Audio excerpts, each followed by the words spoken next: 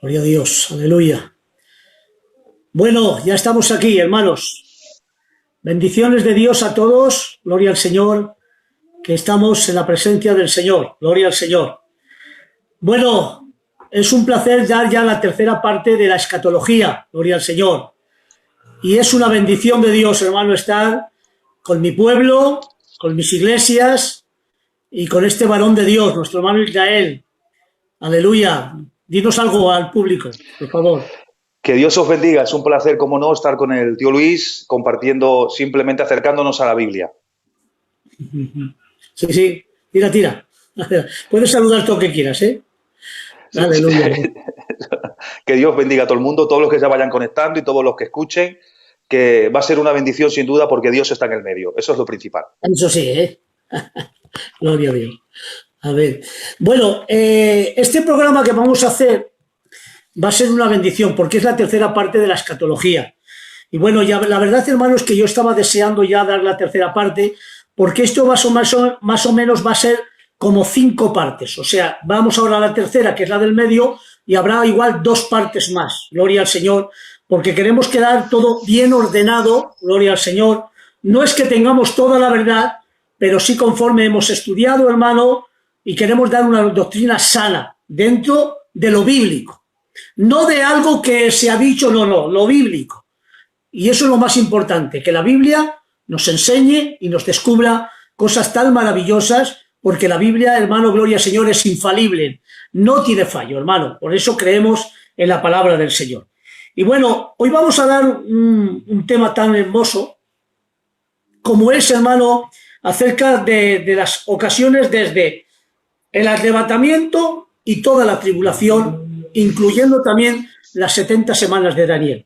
Vamos a hacer muchas cosas muy buenas, hermano, y escúchenme, los quiero decir antes, me lo voy a decir durante el programa. Ahora no se hacen preguntas. Las preguntas las escriben en vuestros cuadernos y a lo último, cuando yo les diga, entonces empezamos a contestar todas las preguntas. Ahora no se hacen preguntas, ahora escuchar y a ver, hermano, cómo es este tema escatológico, que es la tercera parte. Bendigo el nombre del Señor. La verdad, hermano, es que las otras 2 partes han sido de mucha bendición, y por eso estamos muy contentos, Israel y mi persona. Gloria al Señor. Amén. Somos 2 buenos amigos, aunque no nos conocemos todavía en persona, pero bueno, ya somos amigos íntimos y la verdad, hermano, es una bendición de Dios. Que a través, hermano, de estas redes sociales, pues haya una cercanía tan fuerte. La verdad es que estoy deseando algún día pegarle un abrazo, gloria al Señor, y que le invite yo algo, o él me invite, gloria al Señor. Bueno, aleluya.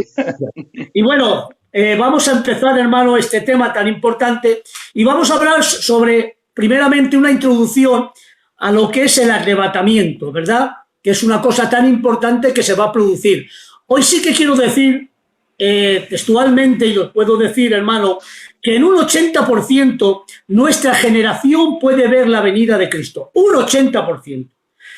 Por todas las profecías cumplidas, no por este virus que ha pasado, que esto es algo natural, no tiene que ver nada, sino por todas las profecías cumplidas, hermano, acerca del Valle de los Huesos Secos, de Israel, de todo lo que está produciendo. Esto nos está enseñando que nos estamos acercando, o se acerca a nosotros, la venida de nuestro Señor Jesucristo. Entonces podemos ser en esta generación la generación del arrebatamiento. Israel, después de 2500 años, Israel se ha proclamado nación desde 1948. El Valle de los Huesos Secos se están cumpliendo. Aleluya. Israel, hermano, ahora es una de las 5 potencias más grandes del mundo. Ha habido 3 batallas, hermano, en Israel desde el 17 de mayo de 1948 hasta aquí, hermano. Ha habido 3 guerras, 3 batallas, hermano, que ha podido vencer y se ha hecho una de las 5 potencias más grandes que el mundo. Y dice la Biblia, cuando veáis que la higuera reverdece, saber que mi venida está al caer. Por tanto, la higuera que Israel se está reverdeciendo y llega, hermano, gloria al Señor, nuestro advenimiento. Por eso vamos a preguntar a nuestro hermano Israel, experto en escatología. Cada cual tiene que tener lo que sabe. Yo, hermano, en cristología, pues bueno, me defiendo, pero Israel tengo que quitarme el sombrero y es un gran hermano, un gran erudito, hermano, en cuanto a la escatología, que ha estado toda su vida estudiando escatología y angelología, que Dios lo bendiga. En angelología también es un experto de bendición. Y Dios bendiga a estos grandes siervos como Israel, que llevan toda su vida estudiando solamente para enseñar y para ser de beneficio a los demás, que eso es lo más importante. Bendigo el nombre del Señor. Por tanto, podríamos en este día una pregunta al hermano Israel diciendo, ¿cómo podríamos definir la palabra arrebatamiento? Dime qué formas, qué palabras en el griego, porque el hermano Israel sabe bien el griego, ¿eh? Adelante, hermano. Bien, que Dios os bendiga a toda la audiencia que está conectada. Una bendición compartir este tema, esta andadura por la palabra con el hermano Luis. Amén, es una bendición. Bien, la palabra arrebatamiento, muchas veces usamos el concepto de rapto y no es un concepto etimológicamente correcto. Es decir, no es que seamos herejes por hacerlo, no pasa nada por decirlo, pero no va en consonancia con la línea bíblica. ¿Por qué? Porque para arrebatamiento hay dos palabras, una que se vierte más en rapto y otra en arrebatamiento. La primera de ellas es sunarpazo. La palabra sunarpazo, en su etimología del griego, significa un movimiento rápido, veloz, con fuerza, pero para raptarse a alguien el cual no ha pedido consentimiento, es decir, por la fuerza, sin contar con su voluntad.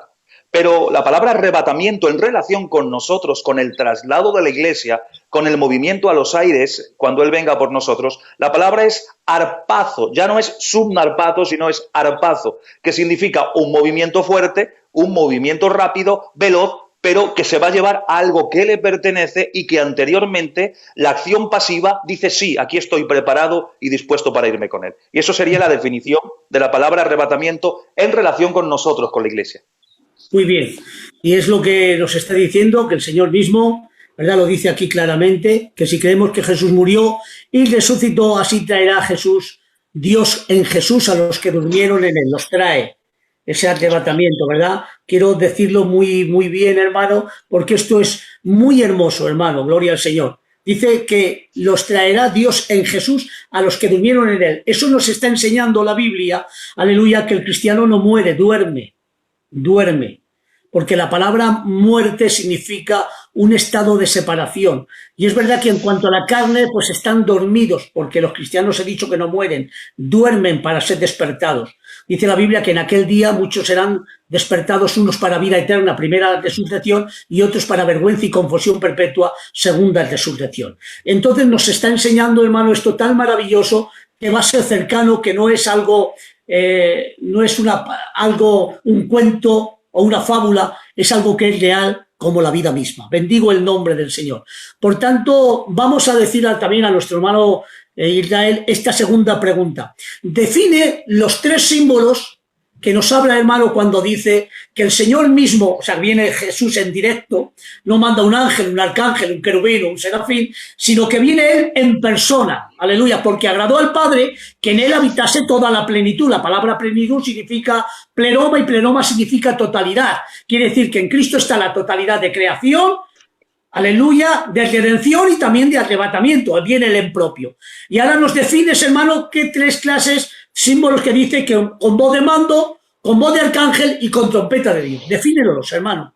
Bien, a ver, este detalle está hablando explícitamente de la omnipotencia de Dios. Es una manifestación de la propia omnipotencia de Dios en la persona de Cristo, que es Dios, lo entendemos por su esencia. Y en primera de Tesalonicenses 4:16, donde se encuentra este cómputo de palabras o estas frases que tienen mucha connotación a la hora del traslado, dice, porque el Señor mismo con voz de mando, con voz de arcángel y con trompeta de Dios, descenderá de Cristo y los muertos en Cristo resucitarán primero. Pero bien, aquí es muy significativo. ¿Por qué? Porque cuando dice con voz de mando, en el griego bíblico, tú lees este texto y voz de mando no se analiza por partes, es decir, voz no existe, es un compendio total. La palabra voz de mando va incluida en una sola palabra griega. No es diferente, por ejemplo, luego después dice con voz de arcángel, ahí sí se usa la palabra voz, phonei, que viene del griego, y ahí sí se usa. Pero sin en cambio, anteriormente es un cómputo de las tres palabras. Voz de mando solamente traduce una palabra en el griego, que es keleusmati, y keleusmati viene de una raíz griega que significa un grito de autoridad para mandar una orden. Es un grito de autoridad para mandar una orden. Y es exactamente la misma composición, la misma composición gramatical que cuando Cristo le dice a Lázaro, sal fuera. Ese cómputo de palabras es la misma palabra de autoridad donde sale de entre todos los muertos, sale Lázaro con la palabra y la manifestación de su omnipotencia. De la misma palabra que Leusmati, aquí, todo el conjunto de voz de mando, significa un grito de autoridad indicando un proceso a seguir. Es decir, que los que están en Cristo y están durmiendo en ese sentido, entre comillas, son despertados para ser transformados con cuerpos de gloria. Eso sería lo primero, con voz de mando. Luego dice, con voz de arcángel. Aquí también hay otra peculiaridad en el griego. No hay artículo. Es decir, con voz de arcángel, el artículo de no está en el griego. Dice voz arcángel. O sea, que es un indefinido. Es un indefinido. ¿Por qué? Porque está haciendo referencia a la manifestación de Dios como soberano.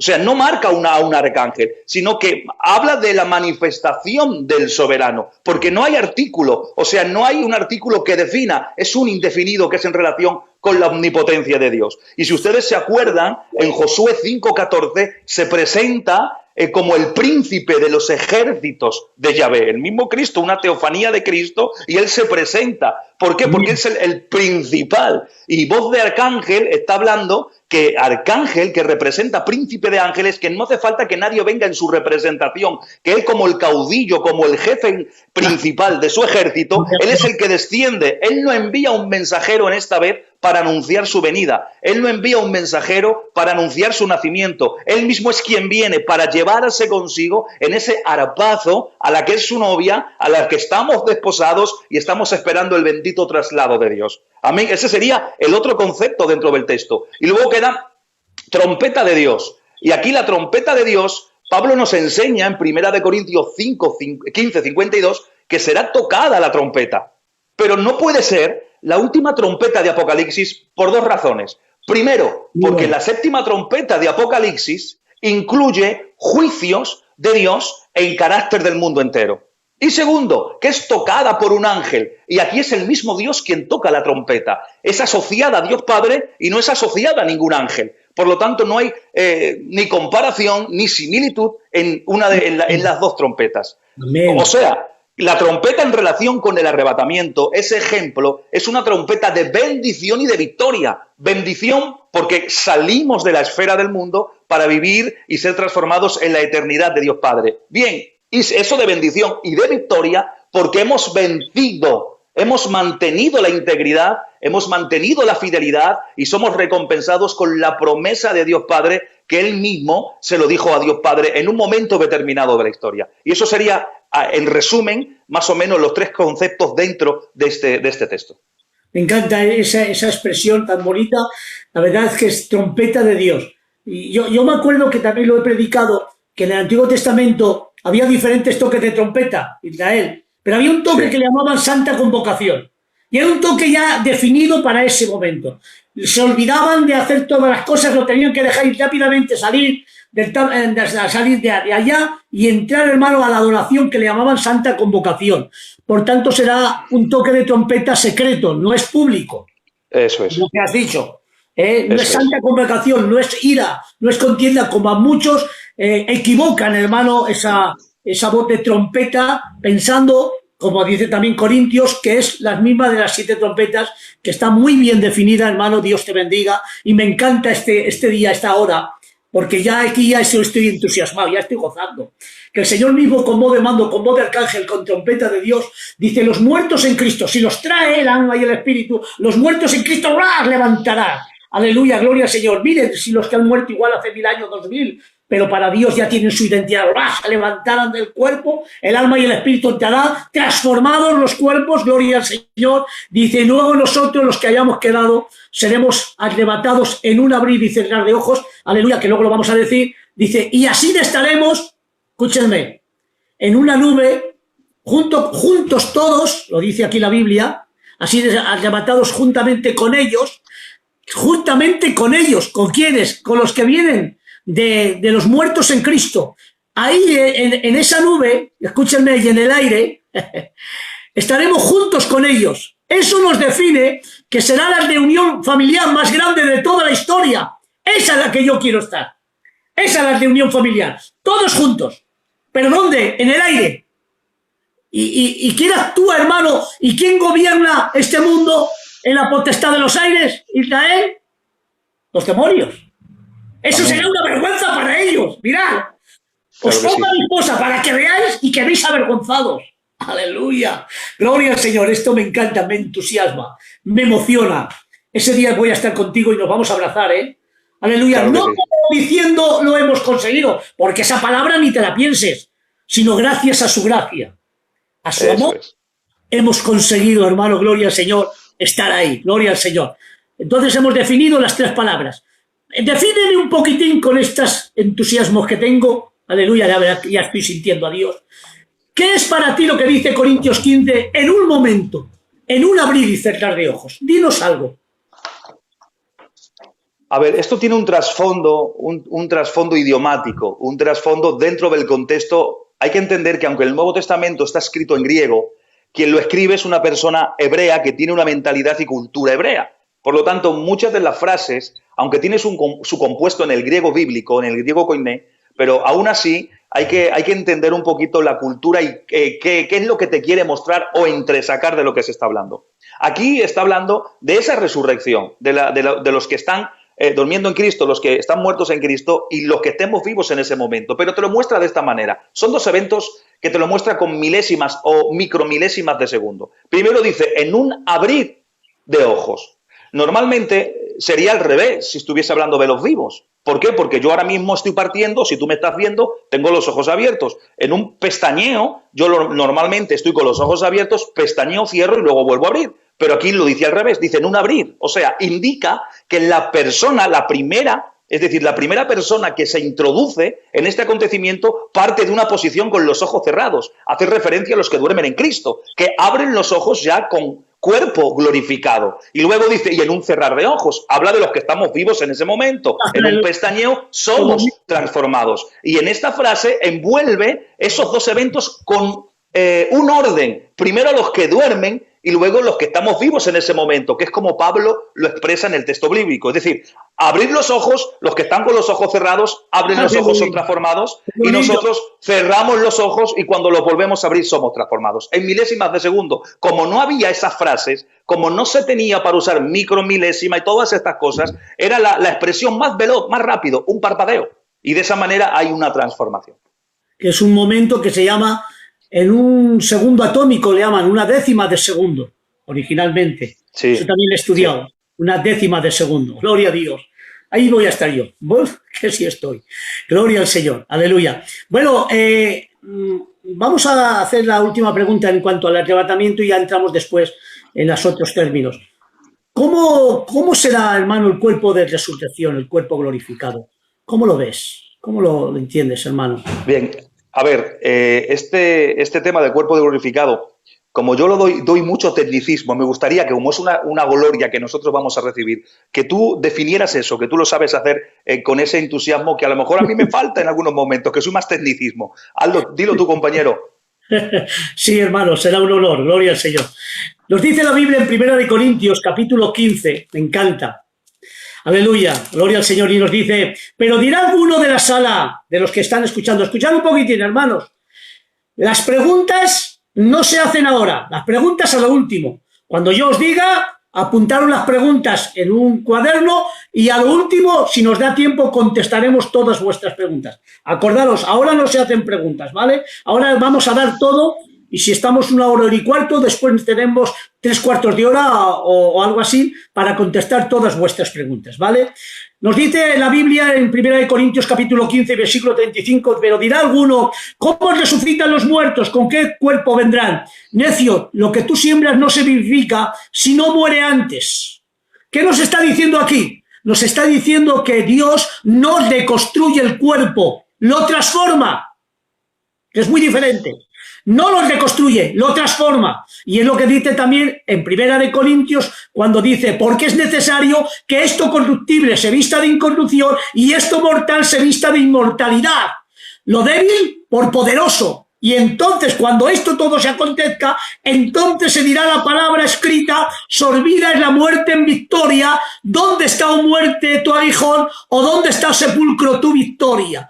Por tanto, nos dice la Biblia que nuestros cuerpos serán transformados y no reconstruidos, transformados en cuerpos celestiales. Aleluya. Pero ¿cómo van a ser? Lo que dice también en Filipenses, que me encanta, hermano.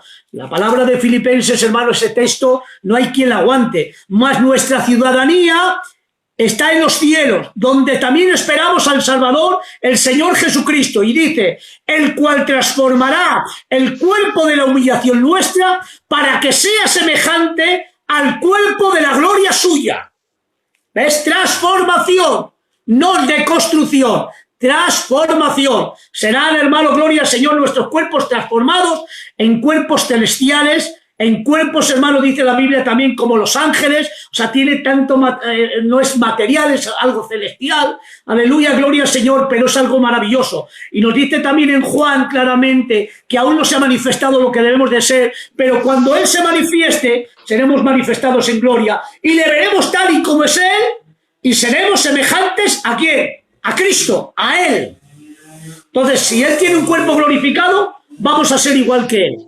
Exactamente. Entonces será un cuerpo de gloria, pero escúchenme, aunque tengamos el cuerpo de gloria, no perderemos la identidad de quien fuimos. Cuidado, porque todos tendremos la misma identidad que tenemos ahora. ¿Han oído bien? Dios no hace esa transformación para tener todos la misma cara. Todos tienen la misma identidad, que es la que tienes Israel, Luis y los que nos están escuchando. No se pierde la identidad, hermano, porque si todas las estrellas tienen identidad, todos los ángeles tienen identidad, usted también guardará su identidad, aunque con un nombre nuevo. Eso sí lo dice la Biblia. Bendigo el nombre del Señor. Pero la identidad estará intacta en tu vida en el nombre de Jesús de Nazaret. Esto es lo que hablamos del cuerpo glorificado. Si quieres añadir un poquito más, adelante.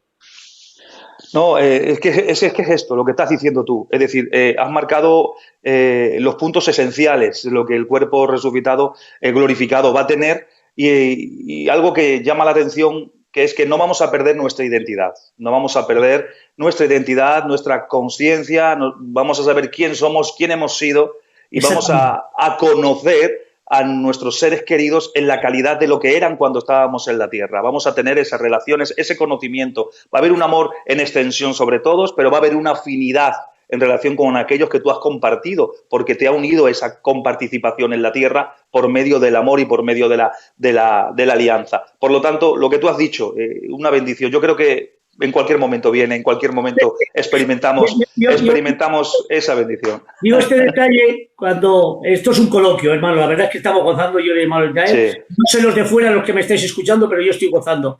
Yo siempre digo predicando que no se perderá ni la identidad de quién eres, ni la continuidad del quien fuiste. Eso es. No se perderá. La continuidad del que fuiste. Miren, imagínate ahora, porque ahora las que dan a luz, escúchenme, la que dan a luz, pues ahora tienes o la epidural o la cesárea, no tienen dolores.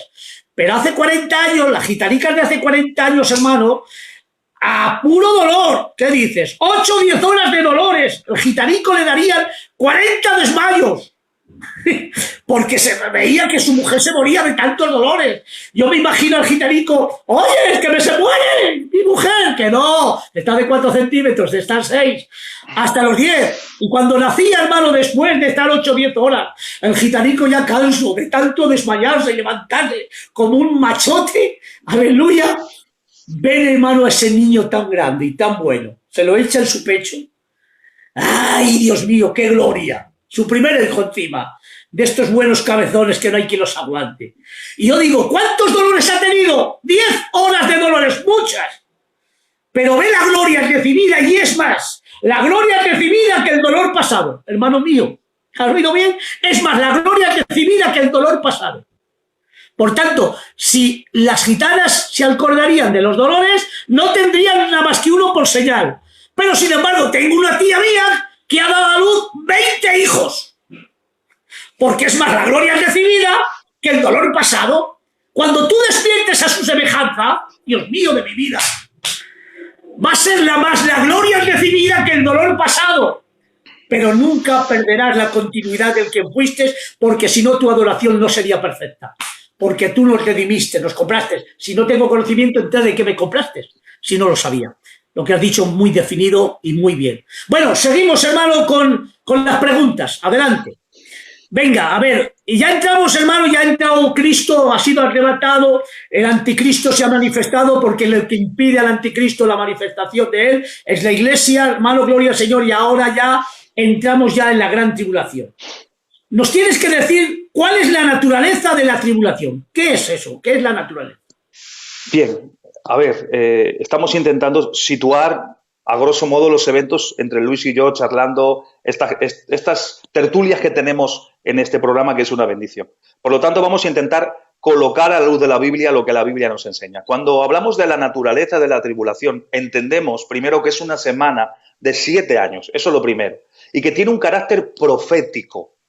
La semana 70, la tribulación, tiene un carácter profético. Y se vierten, en esa semana de 7 años, se van a vertir una serie de juicios que eso va a anteceder completamente, es antecedente a la venida literal para inaugurar el reino milenial.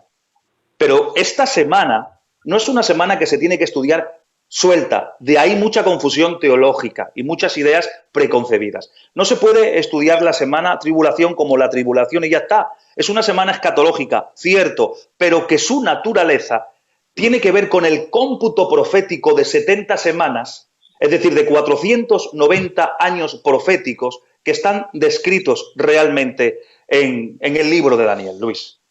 Muy bien. Vamos a ver la segunda pregunta. A ver, para comprender mejor qué son y cuándo empieza el cuenteo, porque tenemos que saber el cuenteo de las 70 semanas y dónde está la salida de la orden y todo eso. Enséñanos un poquitín acerca de esto, porque es muy importante. Adelante.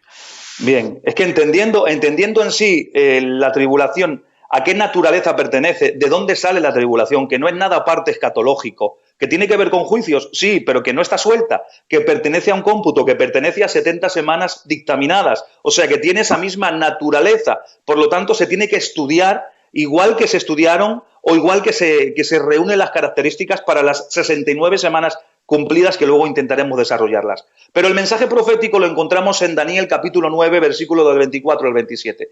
Vamos a leerlo. Dice, 70 semanas están determinadas sobre tu pueblo, o sea, Israel, y sobre tu santa ciudad, Jerusalén. O sea, 70 semanas, 490 años proféticos sobre la casa de Israel y su ciudad santa, que es Jerusalén, para terminar la prevaricación y poner fin al pecado y expiar la iniquidad, para traer la justicia perdurable y sellar la visión y la profecía y ungir al santo de los santos. ¿Sabes? Pues si entienden, noten bien ahora y presten atención, que desde la salida de la orden para restaurar y edificar Jerusalén hasta el Mesías príncipe habrá 7 semanas y 62 semanas.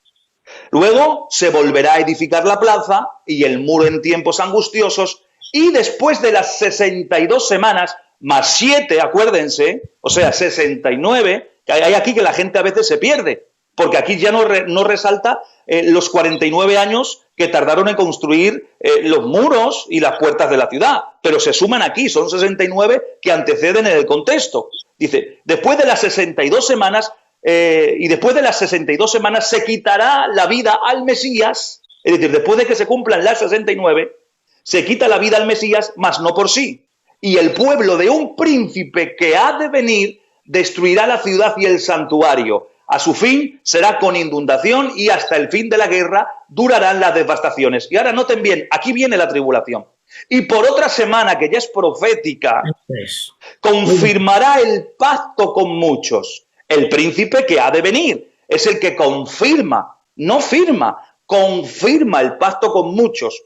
Y a la mitad de la semana, a los 3 años y medio primeros, hará cesar el sacrificio y la ofrenda, y después de la muchedumbre de las abominaciones vendrá el desolador hasta que venga la consumación y lo que está por determinar sobre el desolador. Por lo tanto, el comienzo de las 70 semanas empieza en el versículo 25.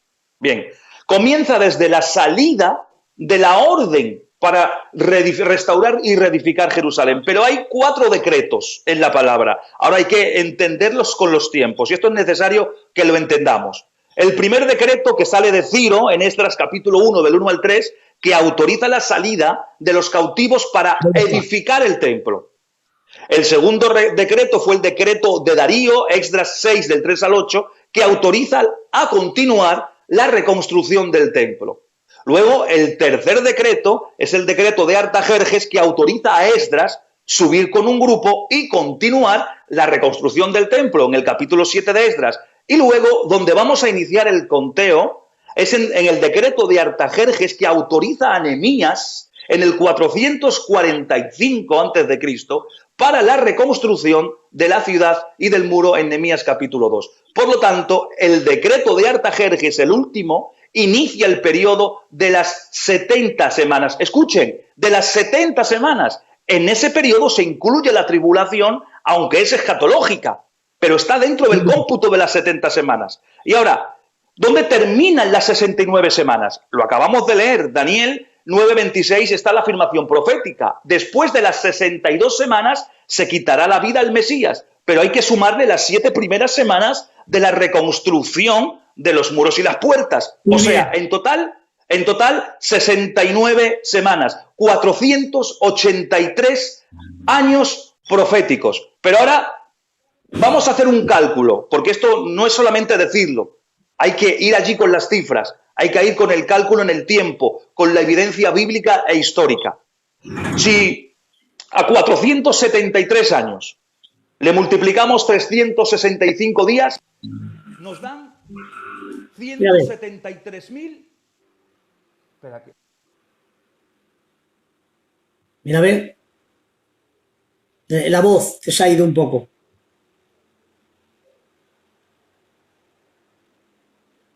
¿Está ya? Te has quedado sin... Se ha quedado a un lado. Israel.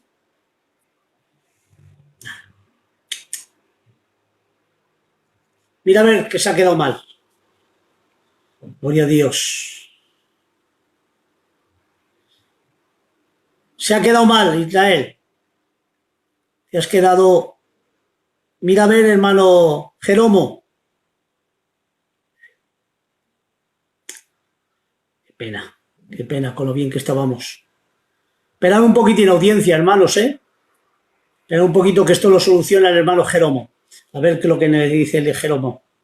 Le habrán llamado al móvil, seguramente. Pero es que se ha quitado el volumen. Mira, a ver, dale un mensaje.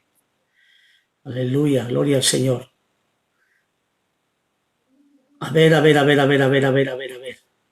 Esperad un poquitín, hermanos, que esto es muy interesante, el hermano Israel, pero me parece que lo está haciendo desde un ordenador, que no sé qué le ha pasado. Siga usted, pero este tema lo está diciendo él. Yo del cuenteo, hermano, pues no lo sé bien. La verdad es que es un tema suyo. Y poder decir más, pues no se sabe. Le tienes que llamar a ver al hermano Israel y que entre de nuevo. Mira a ver si se puede, hermano Jeromo. Que Dios bendiga al hermano Jeromo. Ahora ya estás. Muy bien. Ahora, a ver, es que he puesto el móvil en modo avión, pero me buscan por WhatsApp o por Facebook y me cortan, me llaman igual. Y eso que he dicho que no me llamaran. A ver, bueno, has dejado mano en el cuenteo, ¿vale? Sí, disculparme, audiencia, que es que he intentado, no lo puedo evitar, porque lo hago desde el móvil, no tengo otra forma de hacerlo. Si no, pues lo haría de otro modo. A ver, estaba hablando para dar la evidencia en el tiempo, la evidencia bíblica e histórica. Y voy a recapitular, hablaba de que si 476 años los multiplicamos por 365 días, nos dan 173.740 días. ¿Bien?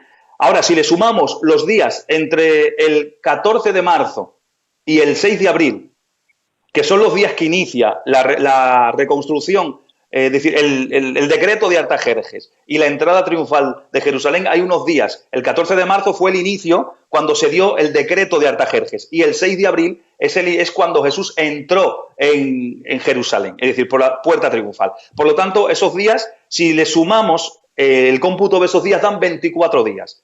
O sea, a los 173.740 días se le suman 24 días más los días por años bisiestos, que son 116 días, dan un total de 173.880 días. Ahora fíjense cómo no hay casualidades. Multiplicamos 69 semanas por 7 años por 360 días y nos dan 178.880 días. Y ese sería el cómputo total de lo que hemos estado hablando, y desde el inicio de la orden hasta cumplidas las 69 semanas, donde entra Jesús en Jerusalén como príncipe. Entra como príncipe, la entrada triunfal de Jesús. Luego de cumplirse las 69 semanas, se le quita la vida al Mesías. Es decir, el Mesías no muere dentro de las 69 semanas. Esto es muy importante que se marque. La Biblia nos enseña, no muere Cristo dentro, no entra dentro del cómputo de las 69.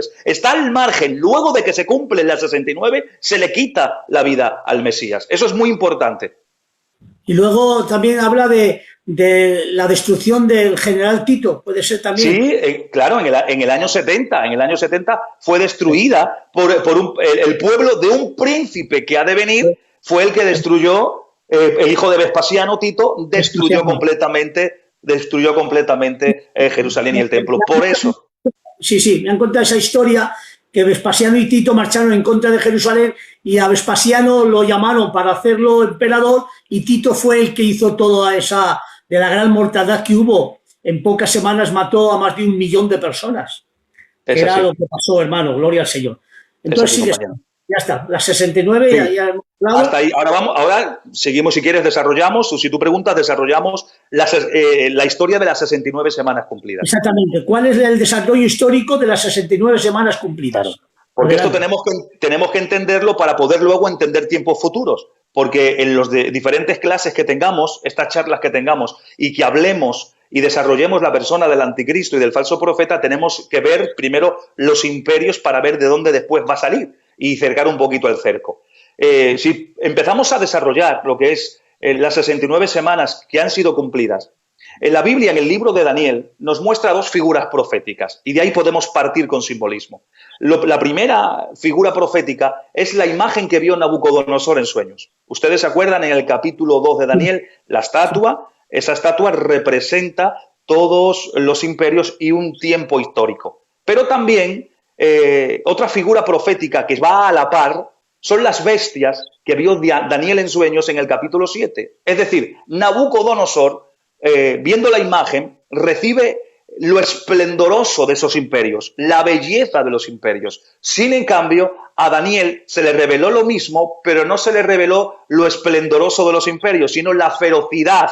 Por eso él vio bestias en vez de imperios, en vez de metales preciosos.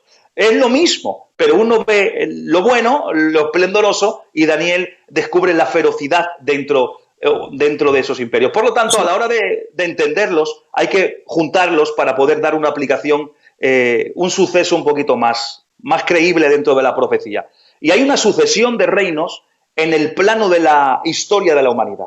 Vamos a analizar las 2 cosas juntas. El primer gran imperio que aparece es el imperio babilónico.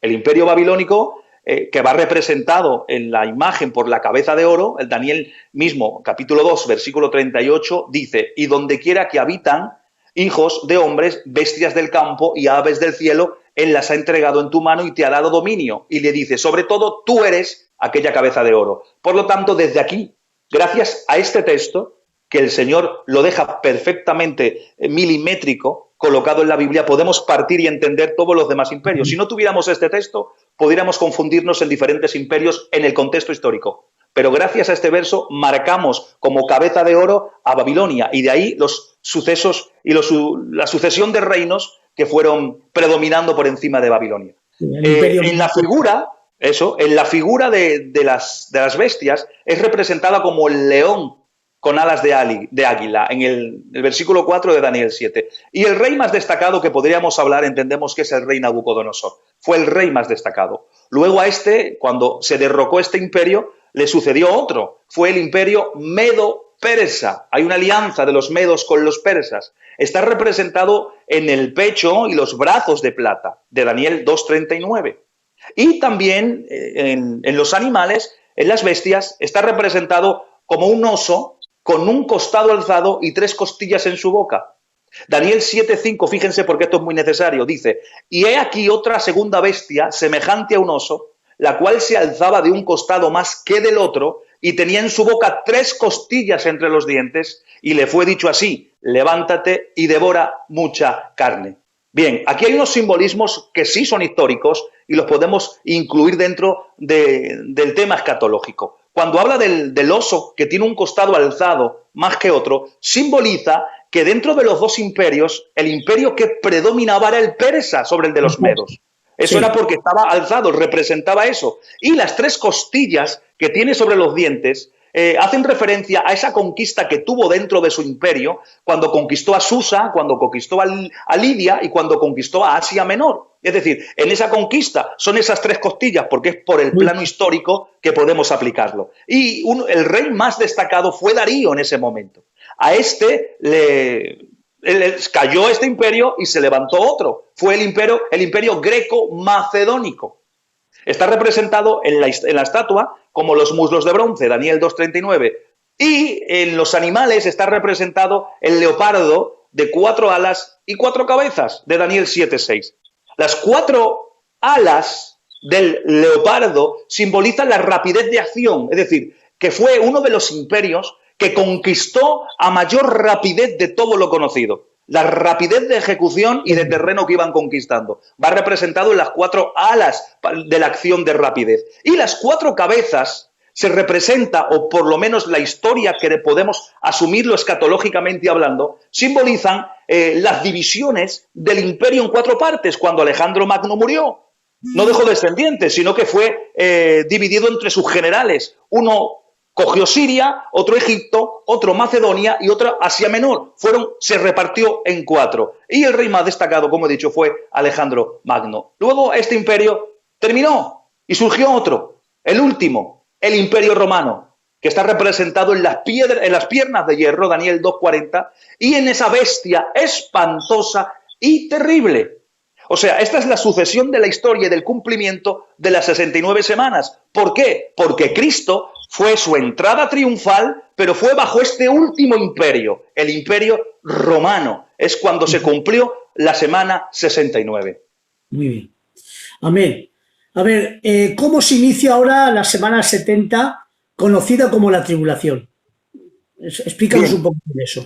Sí, esto es breve, simplemente para ir iniciando el tema. El inicio lo hemos marcado en Daniel 9:27. Dice: y por otra semana, luego de que se cumplen las 69, y por otra semana confirmará el pacto con muchos, y a la mitad de la semana hará cesar el sacrificio y la ofrenda.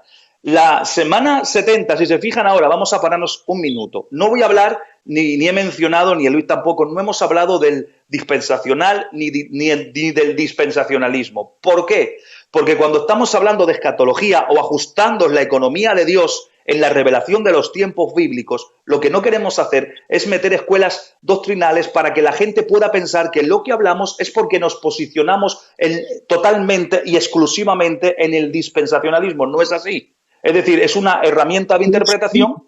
Bíblicos. Eso, intentamos ir a la Biblia con los textos bíblicos que estamos ofreciendo dentro de la luz que el Señor nos ha podido dar. Por lo tanto, entre cuando se cumple la semana 69, ¿qué he dicho al principio? Que ¿cuál era la semana de la tribulación? Era la naturaleza. Pertenecía a 70 semanas. ¿Y qué dice Daniel 9:24? Que estaban dictaminadas proféticamente sobre Israel y sobre su ciudad. Por lo tanto, tiene un carácter que se vuelca sobre Israel para la preparación del reino milenial. Ahora escuchen, en la semana 69 ha concluido.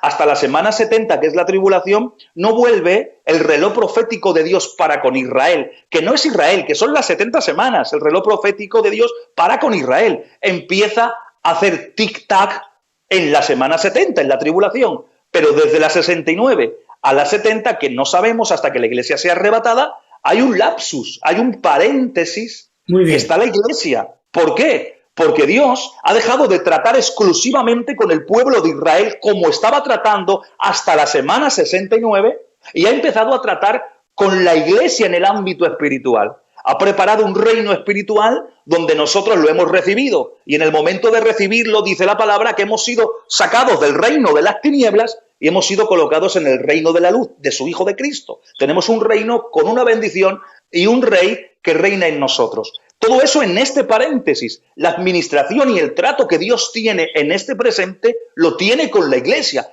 Quiero que lo noten, eso que es muy importante. Cuando la iglesia sea arrebatada y deje el Señor de tratar directamente, particularmente con nosotros, entonces se iniciará de nuevo el trato exclusivo que Dios tiene con su pueblo, que es el de Israel. Y ahí se inicia, en la semana 70, se inicia de nuevo el conteo de esas 70 semanas, terminando con la única final que queda, que es la profética, la tribulación. Ahora bien, empieza con una confirmación de un pacto, de un príncipe que ha de venir del pueblo que destruyó Jerusalén, es decir, del imperio romano, que luego eso lo trataremos en otro momento para saber de dónde sale.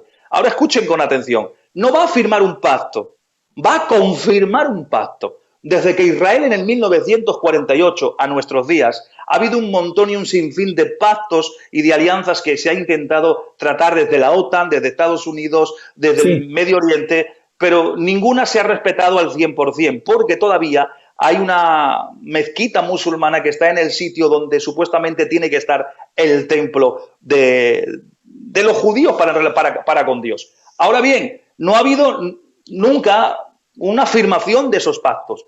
Nadie ha cumplido al 100% ilegalmente lo que se han prometido, que se han escrito muchos pactos y podríamos estar hablando de todo eso y sería otro tema aparte.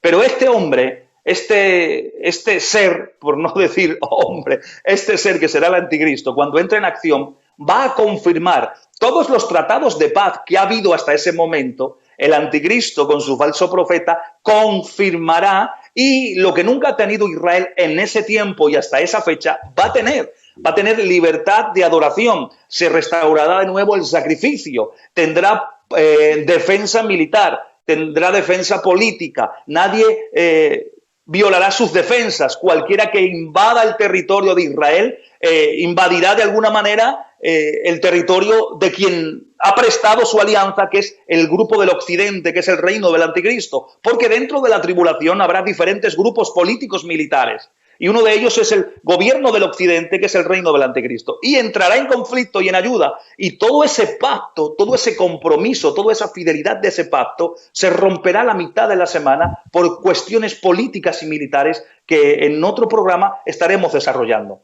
Por lo tanto, la naturaleza o el inicio tiene que ver con esa firma. Y para que esa firma se lleve a cabo, para que el anticristo entre en acción firmando ese tratado de paz, la iglesia no tiene que estar acá. ¿Por qué? Porque la iglesia es el trato en este paréntesis desde las 69 semanas hasta la semana número 70, es el trato especial que Dios tiene con nosotros. Y cuando la iglesia asciende a la presencia de Dios Padre, entonces empieza de nuevo el trato y los juicios en relación con la casa de Israel. Otra cosa en este punto, en Daniel 2, 41-43, se habla de esas alianzas en representación de al final de la estatua, se ve los pies que mitad eran de barro y mitad de hierro, barro cocido, y no pegan, no hay alianza en eso, no hay alineación. Por lo tanto, esas son las alianzas entre hombre y gente, en este caso, movida por demonio como es el anticristo. Por lo tanto, eso sería el inicio, el conteo de la semana 70, en el momento que la iglesia es arrebatada y hay la confirmación del pacto por parte de este personaje. A ver, me parece, ¿qué características tendrá este tiempo según la Biblia? Bien, aquí las características... Yo he podido analizar, como estuvimos hablando en el otro programa, que este tiempo manifiesta un tiempo en el cual Dios va a intervenir con juicio sobre el mundo. De ahí lo vemos en Apocalipsis 3:10. He aquí, por cuanto has guardado la palabra de mi paciencia, yo te libraré de la hora de la prueba que ha de venir sobre el mundo entero. Pero la ira de Dios va a ser manifestada, va a ser tan notoria en la tribulación, que va a ser tan notoria a todos los moradores de la tierra que van a reconocer y a entender que es la ira de Dios mismo.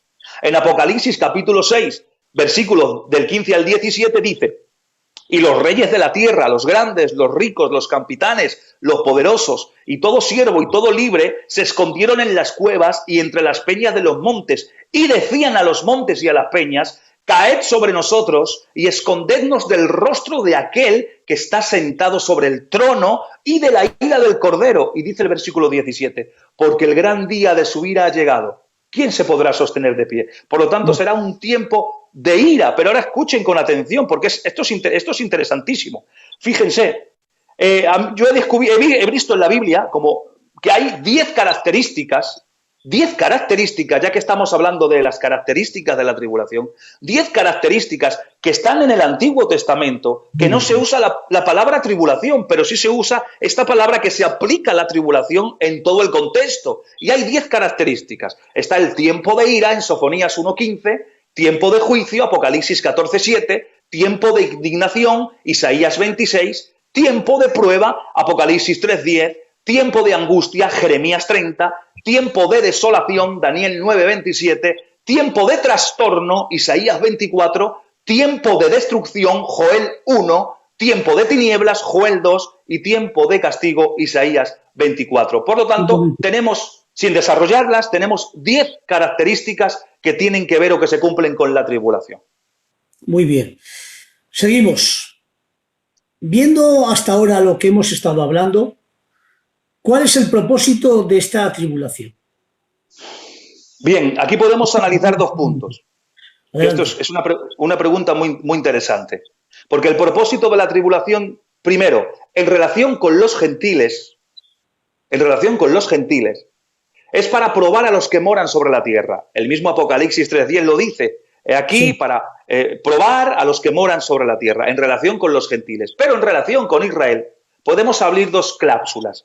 La primera es preparar a la nación para la venida del Mesías Rey.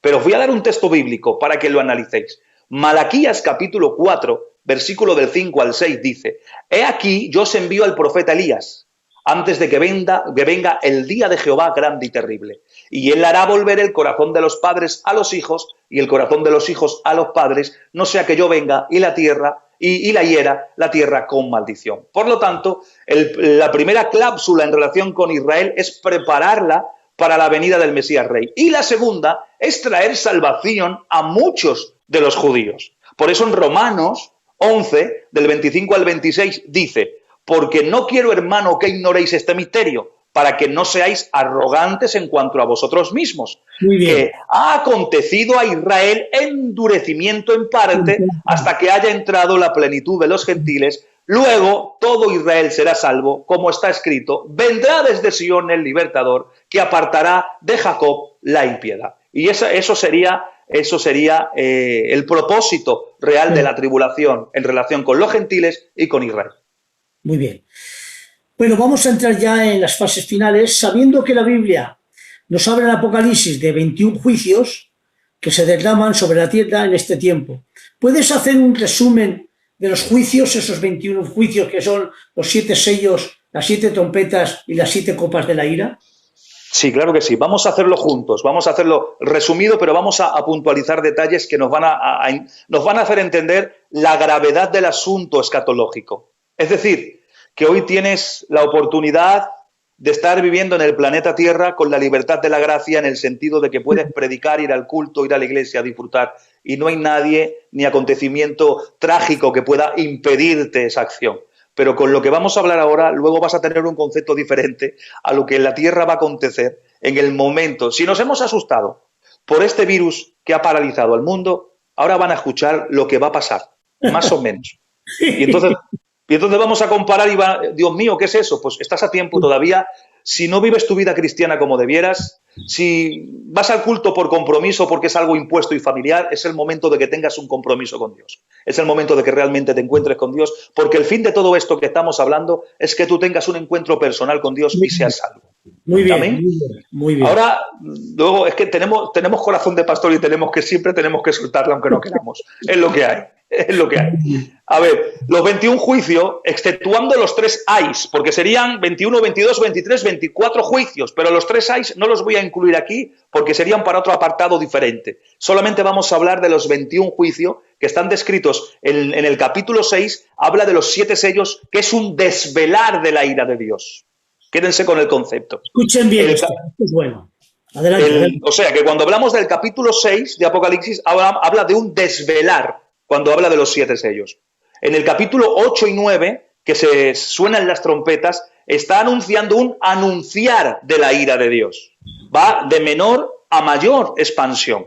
Ahora ustedes lo van a ver ahora juntamente con nosotros. Y en el capítulo 16, donde se vierten las copas, eso es un derramar completamente de la ira de Dios. Por eso se aumenta lo que es la intensidad de los juicios. Y si ahora entramos en los primeros 7 sellos, que son el desvelar la ira de Dios, evidentemente se van rompiendo sellos y se van desvelando acciones y actitudes que envuelven al mundo.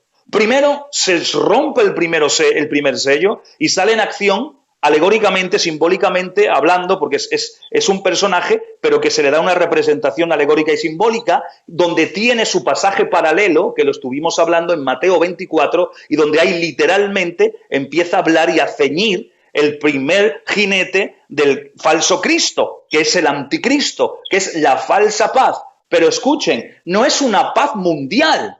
El anticristo no logra eso. Satanás no logra una paz mundial.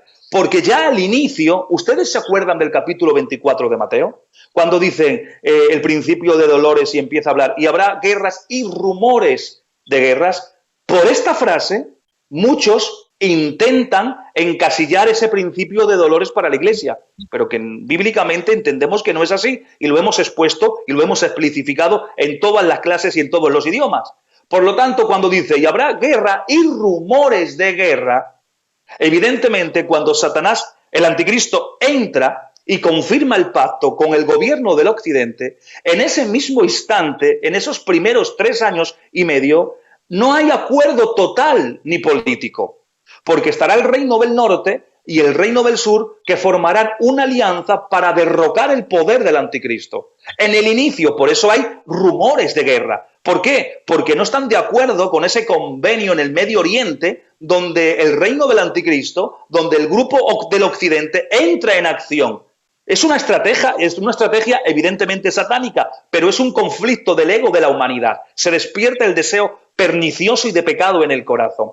Por lo tanto, ya al inicio de la semana 70, ya hay rumores de guerra y durante 3 años y medio primeros hay conflicto contra el reino del norte y contra el reino del sur. Ojo, por lo tanto, cuando el anticristo, el jinete del caballo blanco de Apocalipsis 6, sale en acción, está hablando que entra con un arco pero sin flechas, entra por diplomacia, con la confirmación del pacto y la aceptación del pueblo judío y de otras potencias que se unen a su coalición. Pero habrá potencias mundiales en ese momento que no estarán de acuerdo y le harán confrontación.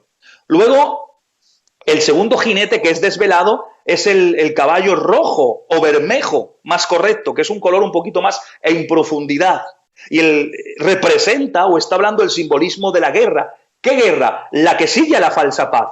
El anticristo entra con un convenio de paz que sí le da la paz a los judíos, pero que mitad del mundo no reacciona ni recibe. Por lo tanto hay conflicto, viene la guerra, que es el jinete rojo. Todo en este tiempo. Luego se abre el jinete que es el caballo negro. El caballo negro representa o simbólicamente habla del hambre. ¿Por qué? Porque la guerra que ha seguido a la falsa paz va a diezmar la sociedad y de alguna manera luego después de una guerra siempre ha venido hambre por cuestiones de guerra.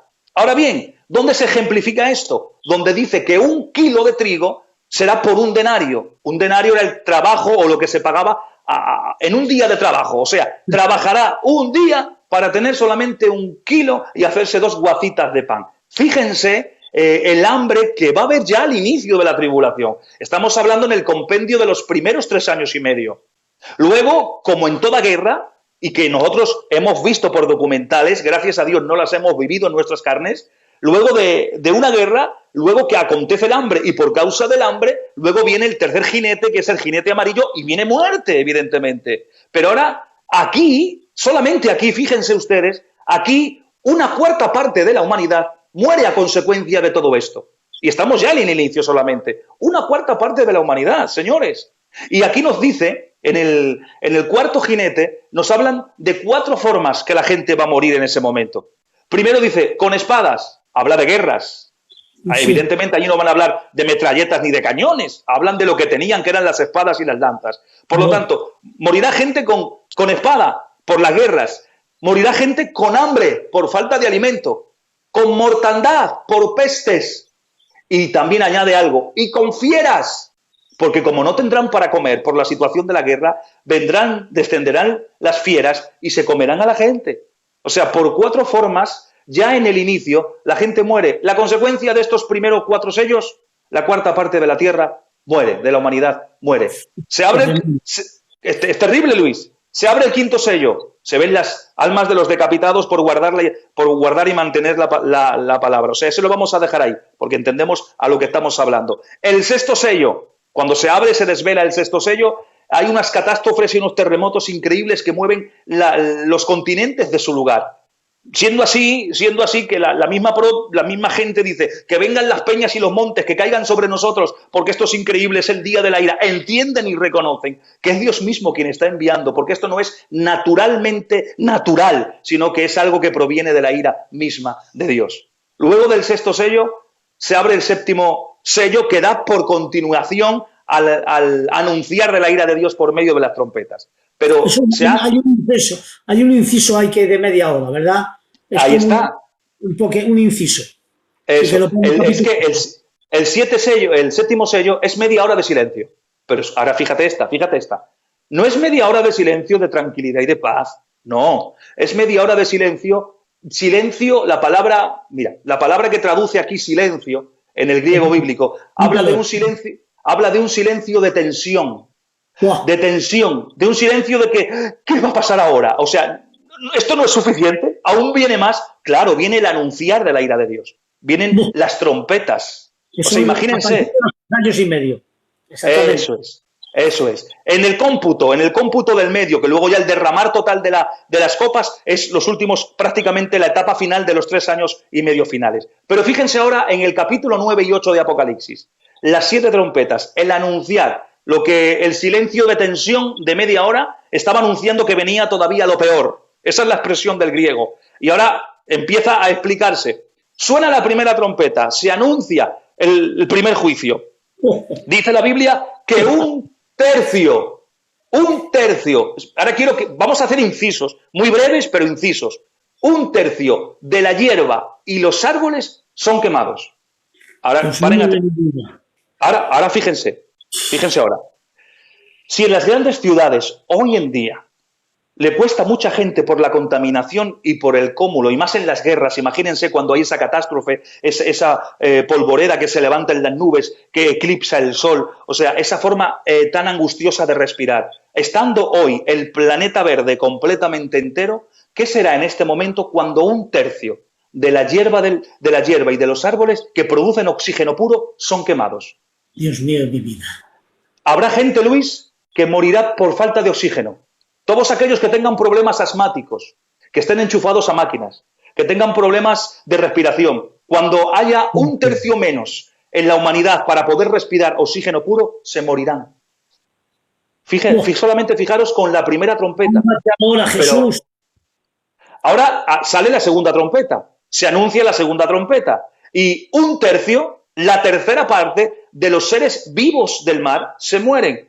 Si había hambre y escasez, al restarle al mar y quitarle una parte, habrá todavía mayor. ¿Por qué? ¿A qué se refiere cuando habla del mar? Habla de las islas que viven a cuestión del mar, que quizás no sufren el impacto de la guerra directa dentro de los continentes, pero que viven del alimento marítimo. Pero hasta ellos le afectará porque 1/3 de los seres vivos que viven en el mar mueren.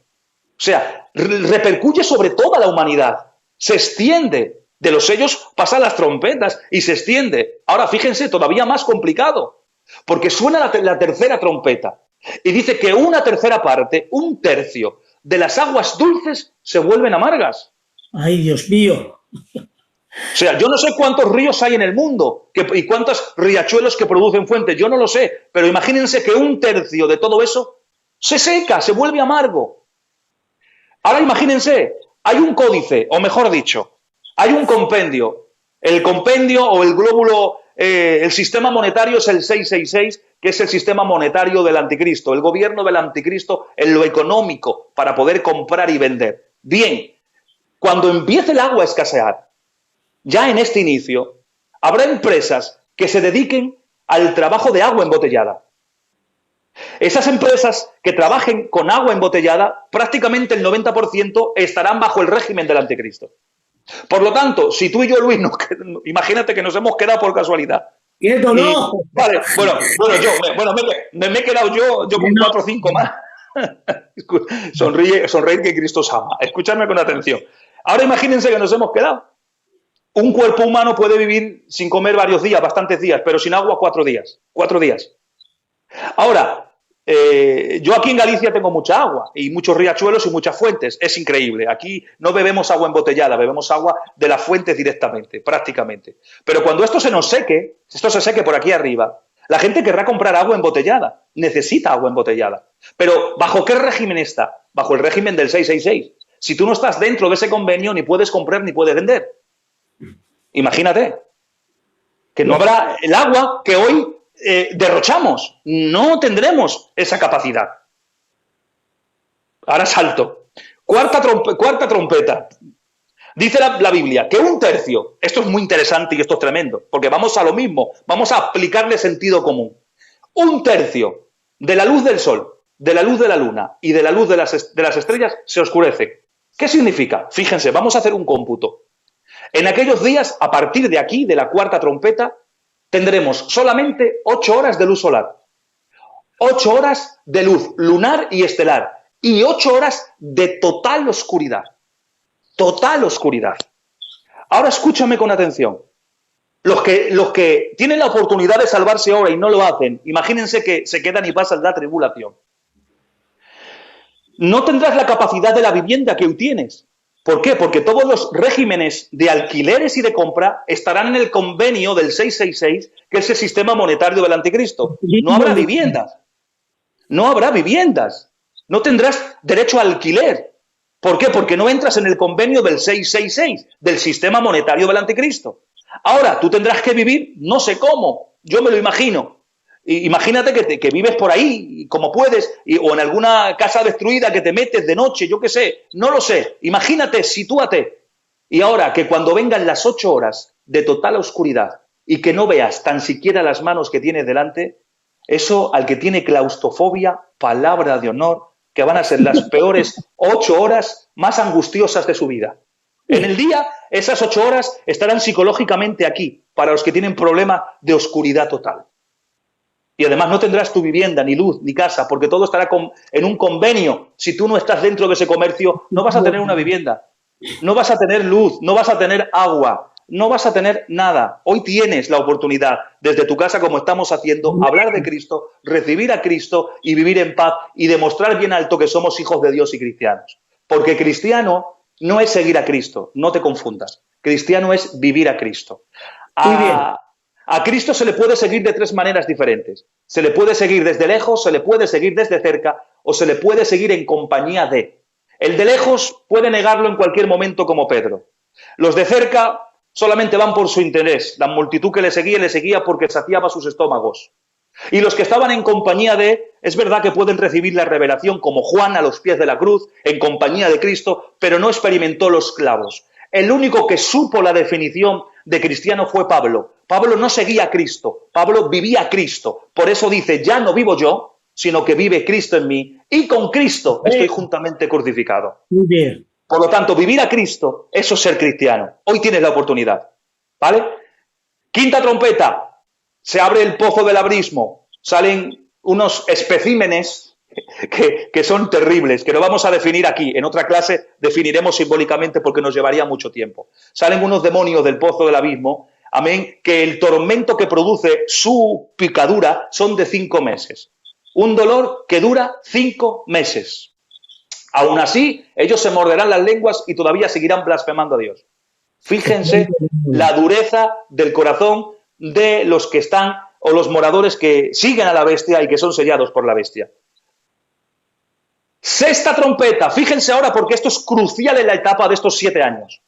La sexta trompeta, mueren por todas estas causas, son desatados 4 demonios del río Éufrates. Y muere 1/3 de la humanidad. 1/3. Luis, ¿cuánta humanidad hay hoy en día? ¿Cuántos millones de personas hay? 7.500 millones. Bueno, pues después de la sexta trompeta queda la mitad de esos 7.500 millones. La mitad de la humanidad. O sea, la mitad. Pues 3.700. Eso es lo que queda. Séptima trompeta, voces en el cielo, y estas voces en el cielo me llama la atención que en el griego bíblico no habla de voces de cantos y de alegrías como en otros momentos y en otros pasajes, no, voces de alteración, voces de es que ahora viene lo peor, es que ahora viene la derramación de las copas, es que cuidado ahora, que es que ahora lo que va a hacer es que esto nunca se ha visto en la faz de la tierra, pero por eso dice que no ha habido tribulación como ella ni la habrá. ¿Por qué? Porque es el final consecutivo. ¿El qué? Entra el capítulo 17 de Apocalipsis, se derraman las copas. Escuchen con atención. La primera copa que se derrama produce úlceras sobre los hombres que son marcados, sobre los que son marcados y seguidores del anticristo. Ahora fíjense, porque esto aquí ya viene lo más fuerte, aquí viene el remate final. La segunda copa es derramada y todo el mar ya no es un tercio. Todo el mar se convierte en sangre. No hay vida animal en el mar. Muere todo el mar. Ya no hay ni alimentación ni productividad. ¿Por qué? ¿Por qué digo esto? Porque he dicho antes que un tercio del agua potable se perdía, ¿no? Pero del mar no había tocado nadie nada. Ahora aquí habla directamente del mar, del agua del mar. ¿Por qué? Porque hay fábricas que cogen el agua salada y quitan el salitre y convierten en agua potable para poder beber. Hay máquinas que lo hacen. Bien, ahora ni esas empresas tendrán la capacidad de hacer esto. ¿Por qué? Porque el agua muere. Tampoco es las nubes que hacen la transformación, tampoco, porque es sangre. Claro. Es que no se puede, es imposible.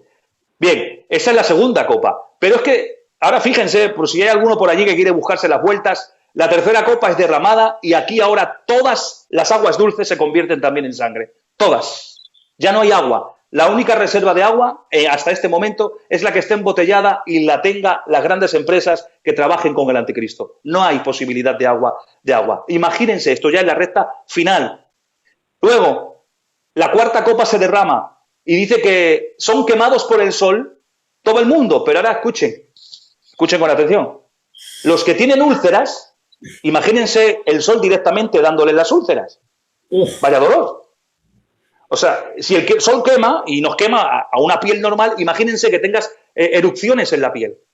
Imagínense el dolor y las circunstancias y las enfermedades o la circunstancia que puede generar eso a la larga o en ese breve corto de tiempo que les quede. Luego, la quinta copa se derrama y si no llegaba y no era suficiente con 8 horas de total oscuridad, aquí hay tinieblas en toda la faz de la tierra.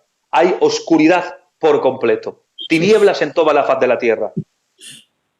Escuchen con atención. Y ahora sí, culmina prácticamente casi los 3 años y medio o el esperado batalla del Armagedón. ¿Por qué? Porque el río Éufrates se seca. Está iniciando que vienen los reyes del Oriente para también contradecir el poder del anticristo, pero que se van a unir en el último momento para hacer la guerra contra el que viene, que es Cristo con nosotros. Y luego, la séptima copa y última, habrá terremotos y granizos. Pero ahora escuchen, dice textualmente la Biblia que los granizos pesarán 50 kilos. 50 kilos. Granizos de 50 kilos. Ahora imagínense, es que yo no me lo puedo imaginar, sinceramente, porque no lo he visto, pero imagínense un granizo de 50 kilos, que esté granizando no sé cuánto tiempo, ni de qué manera, pero que estén cayendo piedras de 50 kilos.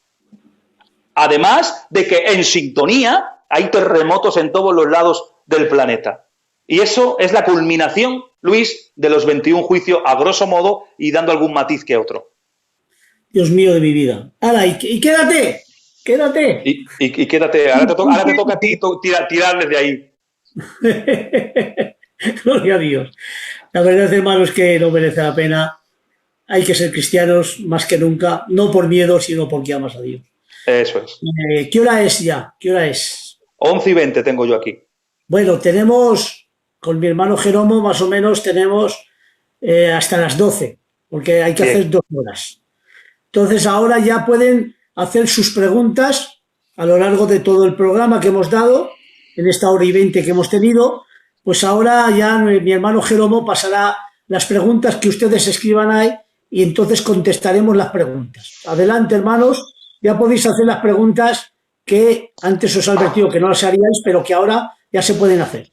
Adelante las preguntas que en algún caso pues necesitáis que conteste nuestro hermano Israel, hermano, que para eso está él, hermano, que es un gran escatólogo, gloria al Señor, y es una bendición andante. Ya ven, hermano, esto es una computadora de escatología. Que Dios lo bendiga. Ya, este es el Herbiluis Carballosa gitano. Bueno. Venga, adelante, hermanos, algunas preguntas. Jerobo, cuando puedas, si hay alguna pregunta, me la pasas. Bendigo el nombre del Señor. La verdad, hermanos, que no merece la pena Israel quedarse aquí. Es Claro mejor no, estar disfrutando, dejar ya el pecado que huele ya y vivir en la santidad de Dios. Parece ser que, hermanos, lo han entendido todo o han cogido mejor. miedo todos. Mejor, si han entendido todo, mucho mejor, la verdad. Pregunta, ¿quién es el ángel exterminador? Pero el ángel exterminador, ¿dónde lo situamos? Sí, es que no sé. Porque no hemos mencionado al ángel exterminador en este tema. No le hemos hablado de él. No. Tiene otra pregunta. Adelante. Tiene que hacer acerca de eso. ¿Cuál será la señal que va a dar paso a la gran tribulación? Vaya. Bien.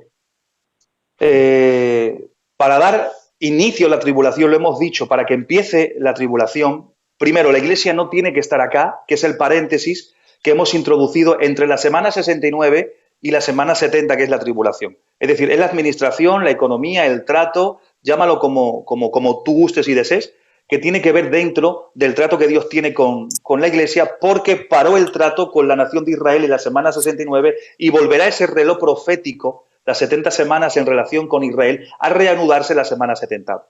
Cuando la Iglesia sea arrebatado, el inicio o la señal principal y el inicio que pone en marcha la semana 70 y por lo tanto los juicios de Dios que empiecen, los que hemos nombrado, que empiecen, será esa confirmación del pacto que un personaje que será el anticristo confirme con la nación de Israel. Ese tratado de paz, ese pacto, dará inicio a esos 7 años de tribulación. Esa es la señal evidente que la propia Biblia, en Daniel 9:27, nos dice y nos marca. Y antes de eso, la Iglesia no tiene que estar presente. La Iglesia tiene que ser arrebatada por cuestiones de trato económico de Dios con la Iglesia y posteriormente con la nación de Israel. Que Dios te bendiga, amigo. Es lo que dice, porque de esta nación el misterio de iniquidad solo hay quien al presente lo detiene, hasta que a su vez se ha quitado el medio, que es la Iglesia con el Espíritu Santo, el espíritu de estorbo que lo detiene.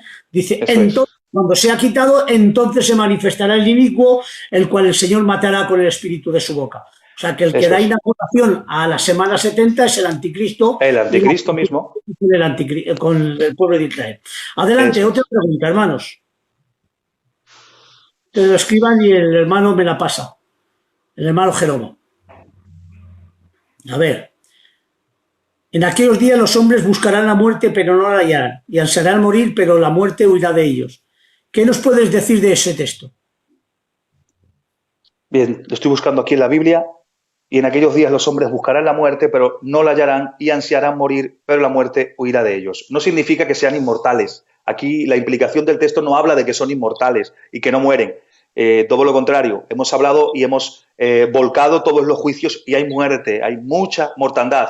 Concretamente hemos hablado que queda la mitad de la humanidad en la recta final de los juicios apocalípticos. Por lo tanto, es una forma, un hebraísmo. Hay que entender que la Biblia, aunque está escrita en griego, el Nuevo Testamento concretamente, mayor parte, está en griego, pero piensa una mente judía, con una costumbre y una forma de hablar en la semántica y en las expresiones judías. Y aquí habla de, y buscarán la muerte, pero la muerte huirá de ellos. Aquí si analizamos la palabra muerte, que viene de tánatos, habla de separación. No vamos a entrar en profundidad teológica ni morfológica, pero sí entendemos que es algo de que buscarán la muerte en el sentido del tormento que tienen. Es decir, desearán morir, pero la muerte huirá de ellos. ¿Por qué? Porque está hablando de esa muerte, está hablando del momento puntual que solamente Dios sabe en el momento que un hombre pierde la existencia de la vida. Por lo tanto, está diciendo, buscará la muerte, será tanto el sufrimiento, es una palabra semántica, será tanto el sufrimiento, será tanto la angustia, será tanto el dolor, que querrán morirse en el momento que ellos quieran, pero no va a ser cuando ellos quieran, sino cuando está previsto que se mueran. Por eso, mientras uno busque morir, la muerte huirá de ellos en ese sentido semántico. Es una expresión semántica. No sé, Luis, que tú puedes apoyar también aquí o qué puedes decir. No, sí es así, no, completamente. Estoy de acuerdo contigo porque la verdad el suicidio y todo eso se puede efectuar. Lo que pasa es que el dolor te será tan intenso, hermanos, que buscarán a ver cómo puedo matarme, morirme, y nada, y no se podrá, válgame Dios. A ver, ¿los 7 años serán reales o como las 70 semanas, es decir, de muchos años? ¿Son reales los 7 años o son...? Hemos hecho un conteo, una medición de tiempo, hemos contado el tiempo cronológico y son 490 años literales, proféticos, pero son literales, son 490 años literales. Es sí, que... Esos son múltiplos de 7, pero ahora dice si la última semana es como estos múltiplos o claro. Claro, vamos a ver, a lo mejor no se ha entendido cuando lo hemos expuesto. Hemos hablado de que la semana, al principio, cuando hemos hablado de la naturaleza de la tribulación, hemos dicho que es una semana que es escatológica y que pertenece a las 70 semanas. No es 71 semanas, no, es 70 semanas.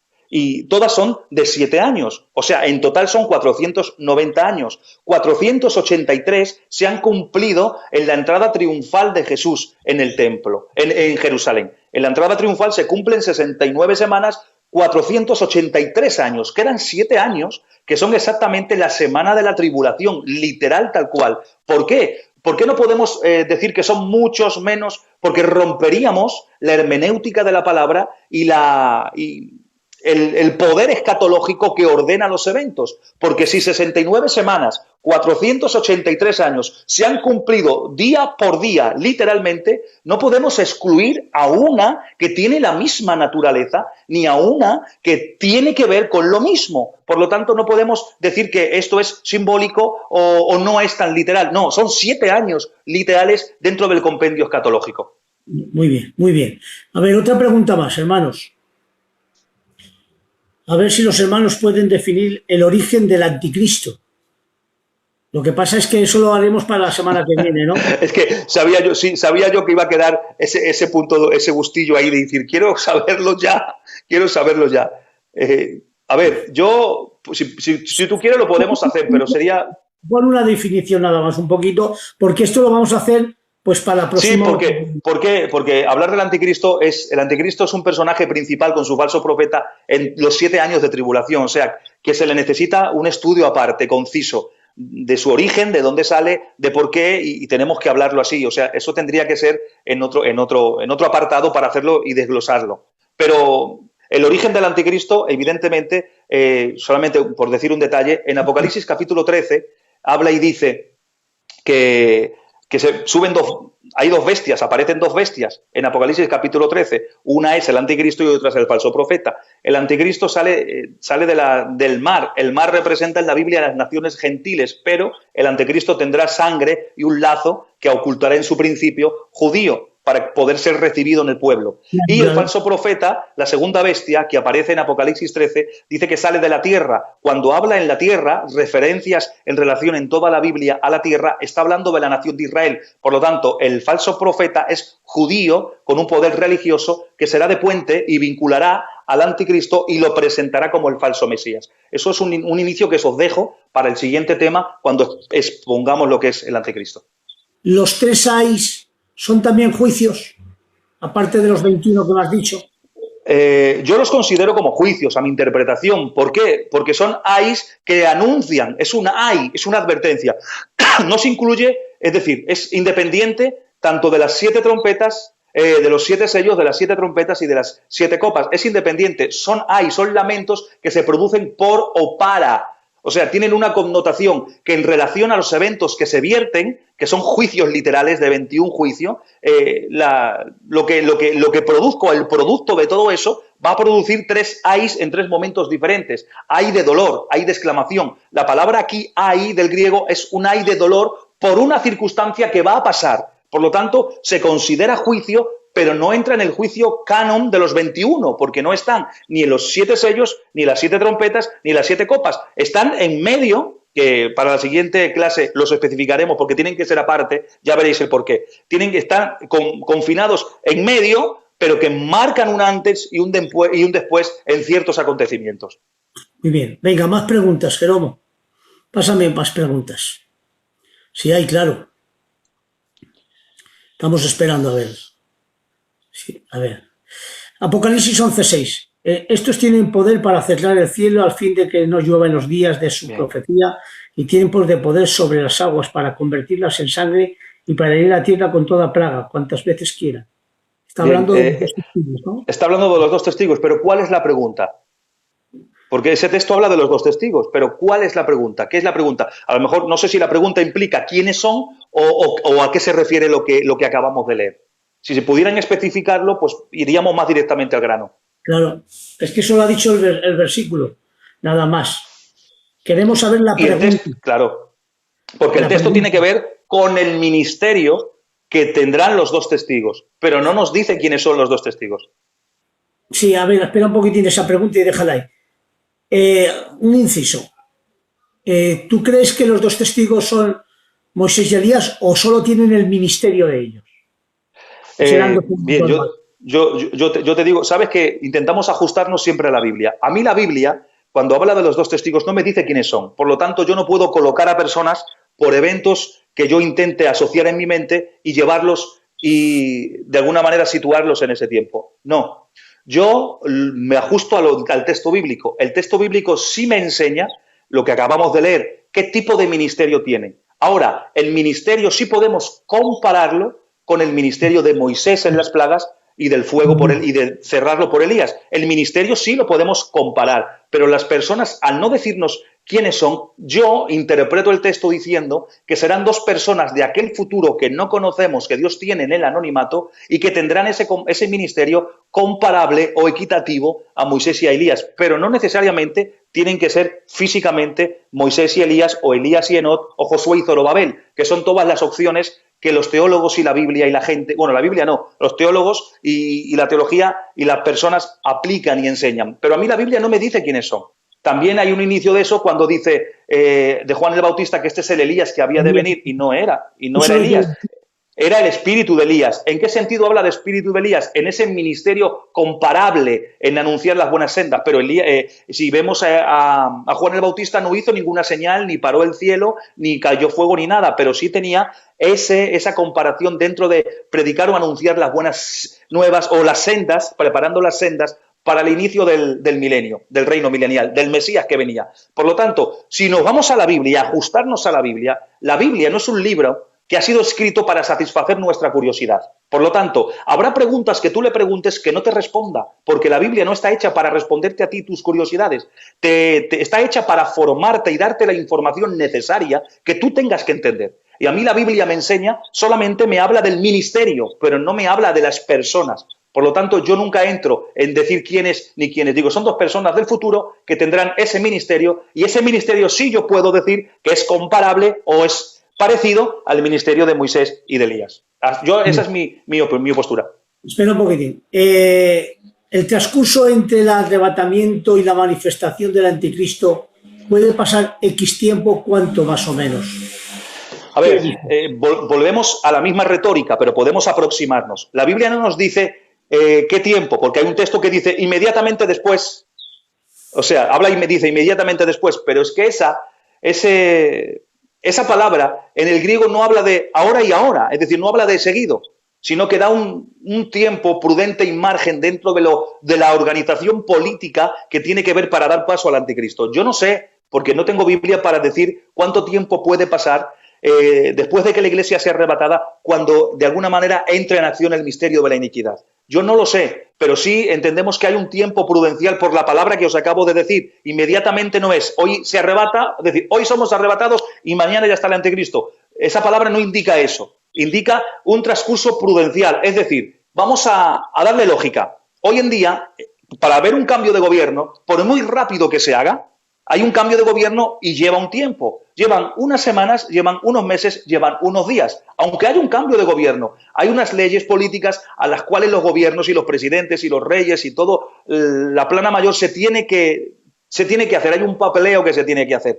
No se puede saltar los límites. ¿Por qué digo esto? Porque en la representación del jinete blanco, del caballo, cuando él viene, él dice que viene con un arco sin flechas. O sea, habla diplomáticamente. Y la diplomacia no es de hoy para mañana. La diplomacia se consigue según va pasando el tiempo. Por lo tanto, la Iglesia se arrebatada, hay un trato de diplomacia, y para que ese trato de diplomacia culmine con la firma y el proyecto y la confirmación del pacto con la nación de Israel, pueden pasar semanas, pueden pasar meses. Yo no incluyo años. Años no. ¿Por qué? Porque se romperían los eventos en relación con el cielo situados a la par de la tierra, ¿vale? Pero sí un tiempo prudencial de semanas o meses.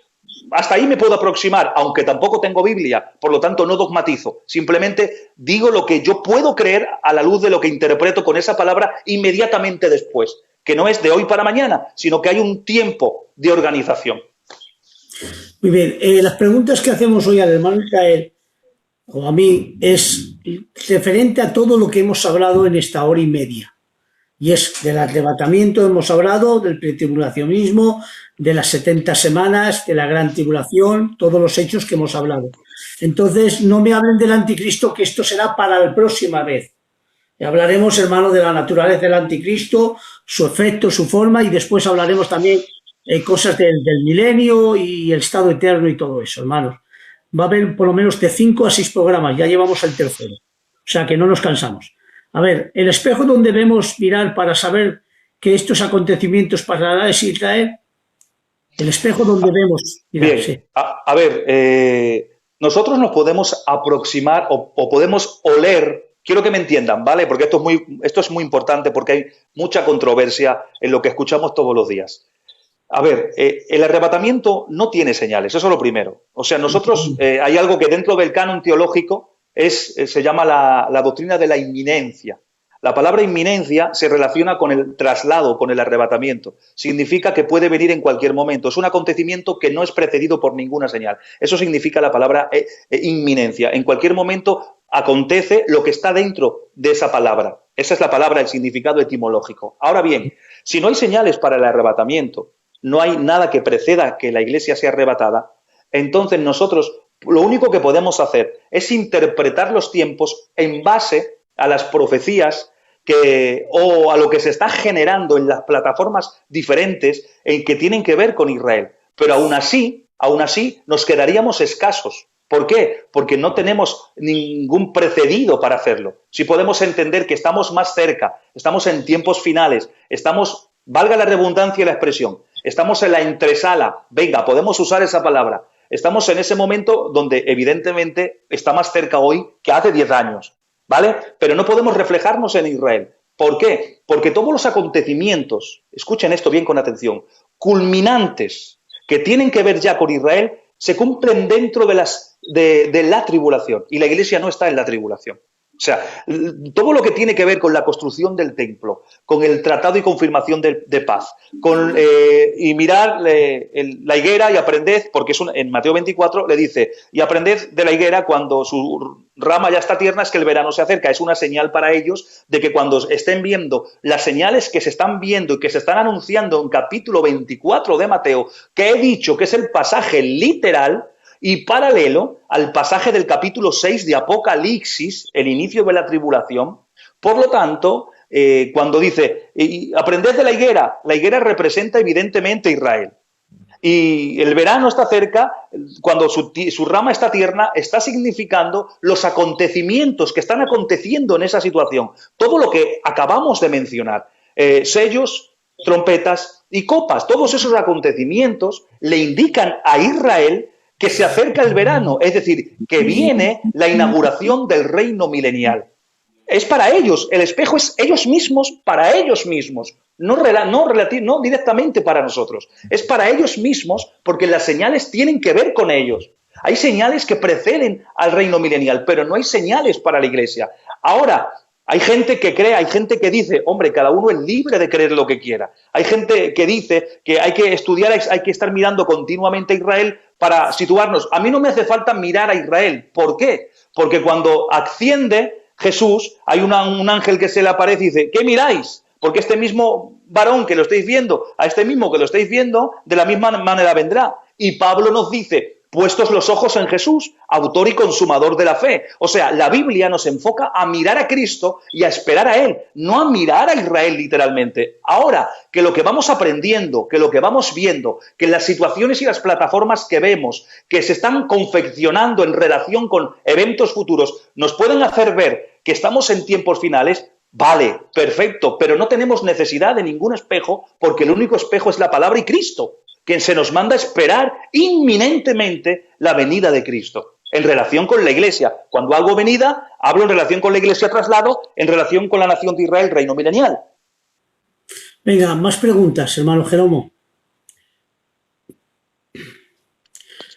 A ver, Apocalipsis 4. Cronológicamente, ¿dónde se coloca? Apocalipsis 4. Lo que pregunto, ¿por qué tengo entendido que antes de los 3 años y medio, y siempre se ha predicado de 3 años y medio de falsa paz y luego 3 años y medio del restante llamada la gran tribulación? 6.4. Bien, esto es interesante. He cogido el carácter a donde lo quería lanzar el hermano que ha preguntado. A ver, siempre hemos hablado de una falsa paz, y es cierto, los primeros 3 años y medio habrá una falsa paz en relación con la nación de Israel. Bien, no con toda la globalización mundial. Sí con el imperio del Occidente, que es el imperio del Anticristo, y sí con la nación de Israel, porque quien confirma el pacto para permitirles que tengan sacrificio, que tengan templo y que vivan en paz es Israel. La falsa paz se aplica a la nación de Israel y a los que se rigen en el gobierno del Anticristo. Pero no es una paz mundial en todas las naciones. ¿Por qué? Porque Mateo 24 empieza a hablar y vendrán muchos en mi nombre diciendo yo soy en Cristo, o sea, la comparación de Apocalipsis capítulo 6, versículo 4, el primer sello, y luego, y habrá rumores de guerras, habrá guerras y rumores de guerras. En el inicio, a ver, ¿cómo lo puedo explicar sin entrar en materia? Porque no quiero desvelar otra clase. En el inicio de la confirmación del pacto habrá una paz falsa que dura 3 años y medio, evidentemente, porque se rompe esa paz y se corta el sacrificio continuo a la mitad de la tribulación, a los 3 años y medio, en relación con Israel. Pero ¿cuál es la consecuencia de esa ruptura? 2 minutos y lo intento hacer lo más rápido posible, sin correr, que a veces soy como una locomotora. Escuchen con atención. Habrá 4 imperios mundiales, 5 con la nación de Israel. Estará el gobierno del Occidente, regido por el Anticristo, que será la confederación del Imperio Romano reconstruido, todo su esplendor, cuando fue imperio. Ese será el gobierno del Anticristo. Estará el reino del norte, que serán naciones al norte de Israel. No voy a dar nombres. Unos dicen que si está Alemania, Rusia. Yo no voy a dar ningún nombre porque no podemos dogmatizar algo que la palabra realmente no nos indica.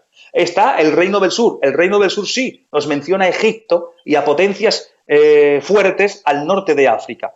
Estas dos potencias hacen una alianza en contra del gobierno del Occidente. Hay rumores de guerras ya al inicio de la tribulación.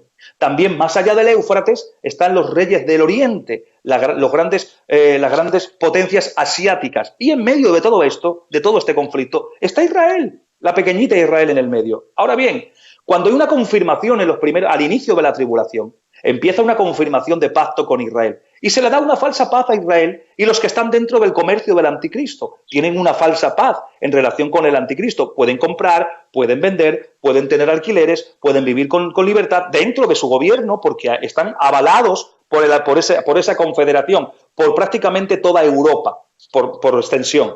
Bien, pero ya al inicio, el reino del norte y el reino del sur no le interesa ese convenio en el Medio Oriente, donde de alguna manera ha mandado callar y nadie ha hablado de los políticos o de los grupos políticos militares del Oriente y ha implantado un templo, les ha dado ese permiso y tienen sacrificio.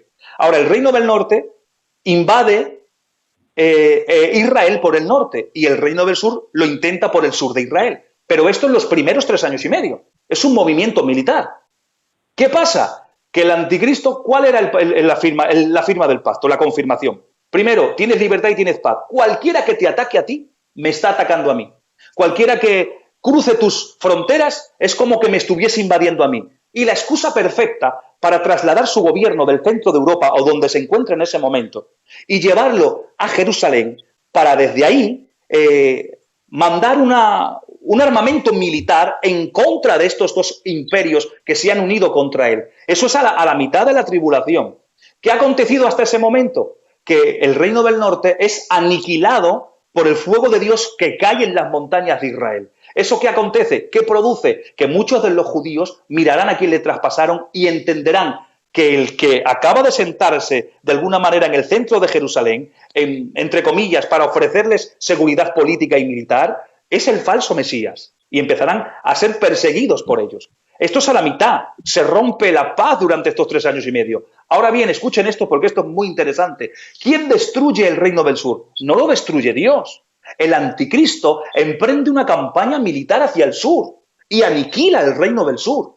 Y no sigue conquistando África, no sigue conquistando todo el continente africano, porque el río Éufrates se seca. Esto ya es en la segunda parte de la mitad, la gran tribulación. Se seca el río Éufrates, lo hemos visto en las copas, se seca el río Éufrates y todos los reyes del Oriente vienen también para confrontar al reino del anticristo. Pero hay un texto en Apocalipsis que dice: y vi salir de la boca del dragón, de la boca del falso profeta y de la boca de la bestia, espíritus como ranas que van a los reyes del mundo. ¿Qué significa? Que lanza una diplomacia contra ellos, retrocede, van a Jerusalén o al centro de Israel, y cuando van a encontrarse en el conflicto, ya no hay un conflicto, se unen porque aparece la señal en los aires de Jesucristo. Y todo esto es desde el inicio de la tribulación hasta el final. O sea, cuando hablemos de la batalla del Armagedón, no se crean ustedes que es una sola batalla al final de los 7 años.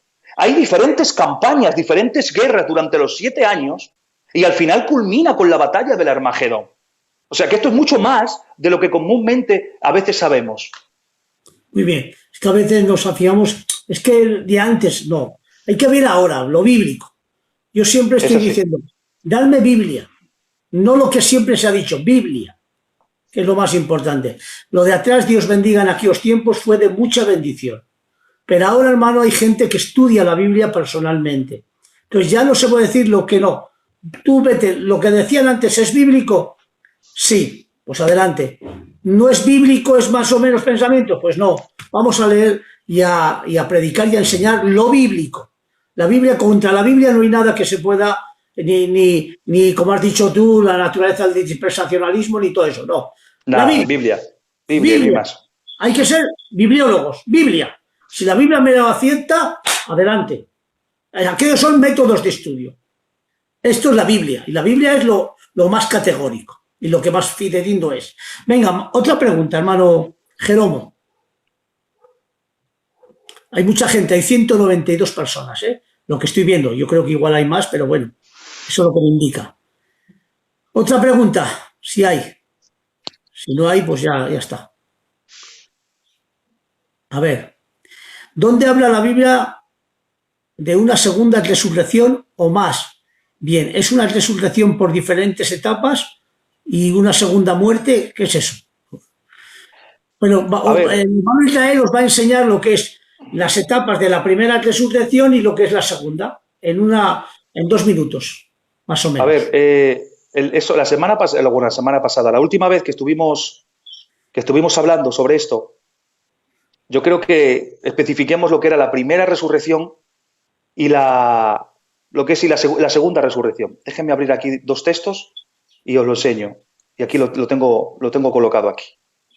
A ver, ¿cómo lo podemos explicar?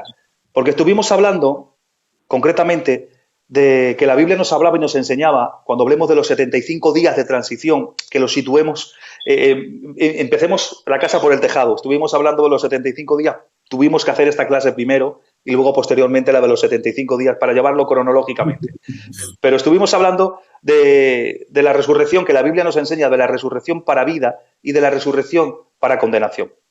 Y estuvimos dando el desarrollo completo cuando hablemos de la base bíblica de la resurrección en relación con los santos del Antiguo Testamento dentro de los 75 días, el orden que Tacmati, que hablaba Pablo, que nos enseñaba el orden, pero luego hablaba de la resurrección para vida, Filipenses 3, 10, 11, en la resurrección para vida será limitada, va a ser limitada y no todos van a participar en ella, porque en Filipenses 3, 10, 11 decía, a fin de conocerles el poder de su resurrección y la participación de sus padecimientos, llegando a ser semejante a él en su muerte, y si de alguna manera llegase a la resurrección de entre los muertos. Por lo tanto, habla de algunos, no de todos, los que van a resucitar en la primera resurrección. Esta primera resurrección de resurrección para vida tiene el nombre de primera resurrección. En Apocalipsis 26 dice, bienaventurado y santo el que tiene parte en la primera resurrección. Y luego habla de una segunda resurrección, que es la resurrección para condenación. Juan 5, 29 dice, y los que hicieron lo bueno saldrán para resurrección de vida, más los que hicieron lo malo a resurrección de condenación. Pero Apocalipsis 25 también dice, pero a los otros muertos no volvieron a vivir hasta que se cumplieron los 1000 años. Por lo tanto, la Biblia nos enseña de una primera resurrección, de una segunda resurrección. La primera resurrección es la resurrección de vida, la segunda resurrección es resurrección para condenación, o lo que se llama comúnmente la segunda muerte. Así en resumen, a grosso modo. Y lo que dice también Daniel, y muchos de los que duermen serán despertados, unos para vida eterna, primera resurrección, y otros para segunda, para los otros para vergüenza y confusión perpetua, que es la segunda resurrección, cuando dice la mar entregó sus cuerpos, el sepulcro entregó sus cuerpos y a la muerte entregó sus muertos. Eso es. La mar entregó los cuerpos, el sepulcro entregó los cuerpos y donde estaba el Hades, que es la muerte, entregó los espíritus. Hay una resurrección y se presentan delante del juicio del trono blanco, que es la segunda resurrección, que es para muerte. Bienaventurados los que tuvieron parte en la primera resurrección, la segunda muerte no tiene parte con ellos. Por tanto, esta última resurrección es para la muerte eterna o para el juicio de eternamente. Los 3 años y medio de cada tiempo es ficticio o real. Ya le hemos contestado, pero... Lo hemos respondido que es real, son 3 años y medio, son 7 años de tribulación. Y referente a la pregunta del hermano, si mira el vídeo de la anterior charla que tuvimos, hablo específicamente de eso, de las resurrecciones y de los 75 días de transición y todos los eventos que tienen que ver en ello. Venga, más preguntas, hermanos. Igual es que ha entrado tarde y nos... Seguramente.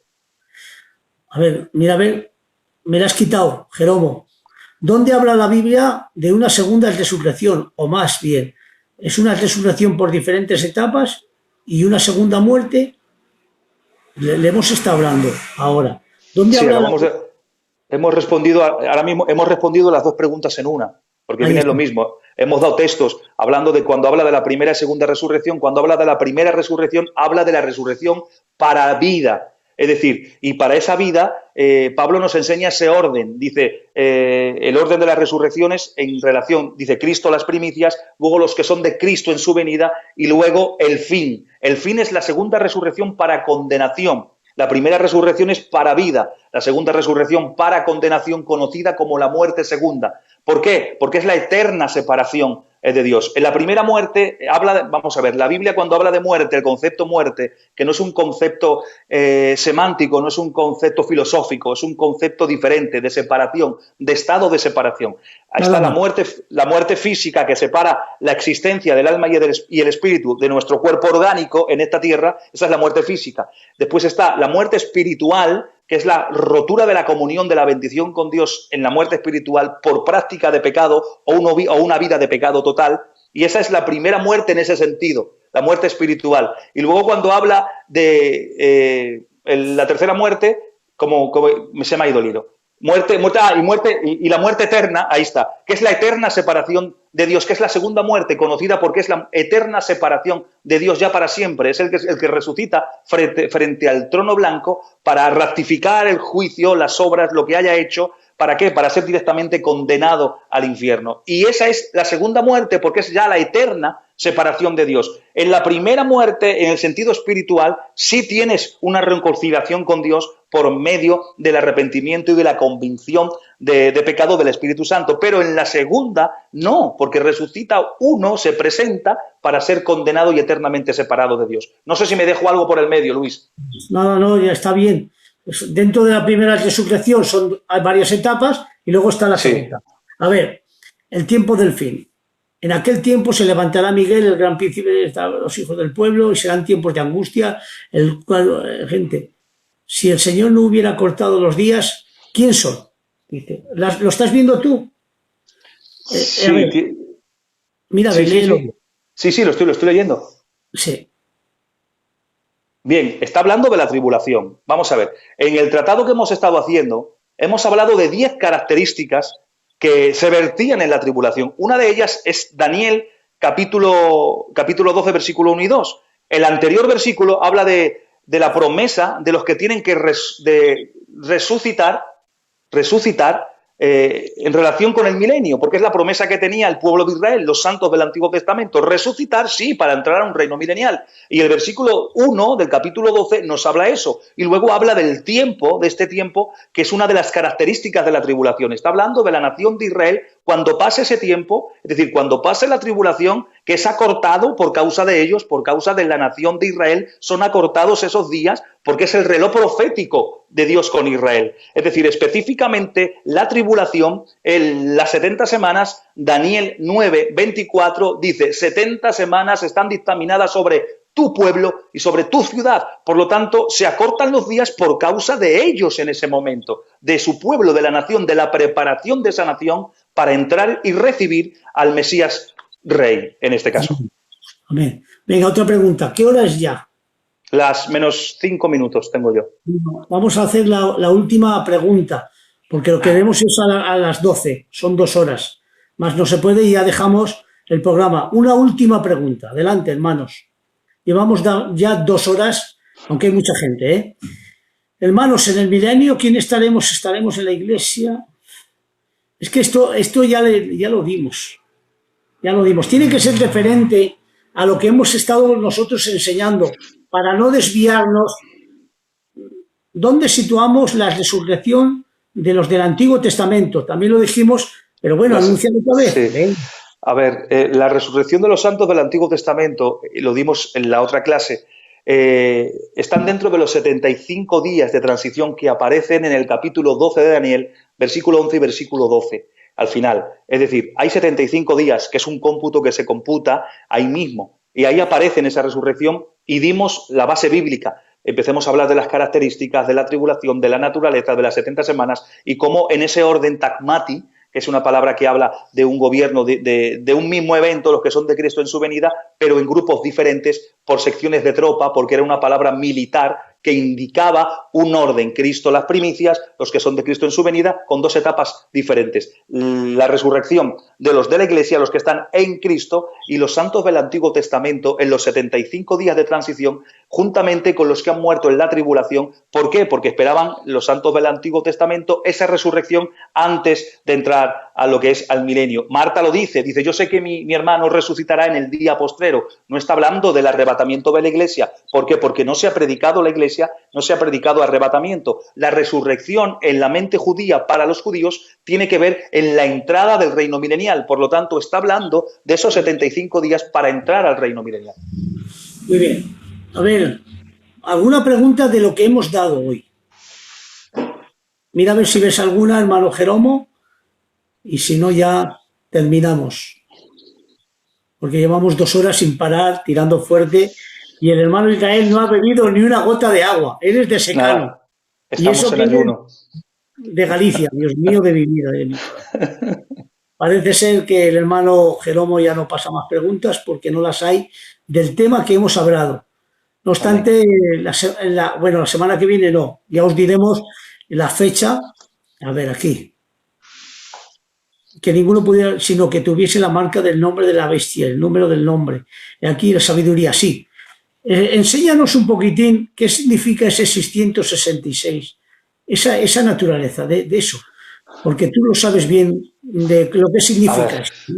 A ver, y se termina ya. El 666 tiene que ver con una actitud, un gobierno que envuelve algo y que nace de la actitud de un corazón. Se repiten 6 veces, 666 habla de un 666. Y cuando habla de un 666 es un superlativo en relación con el hombre.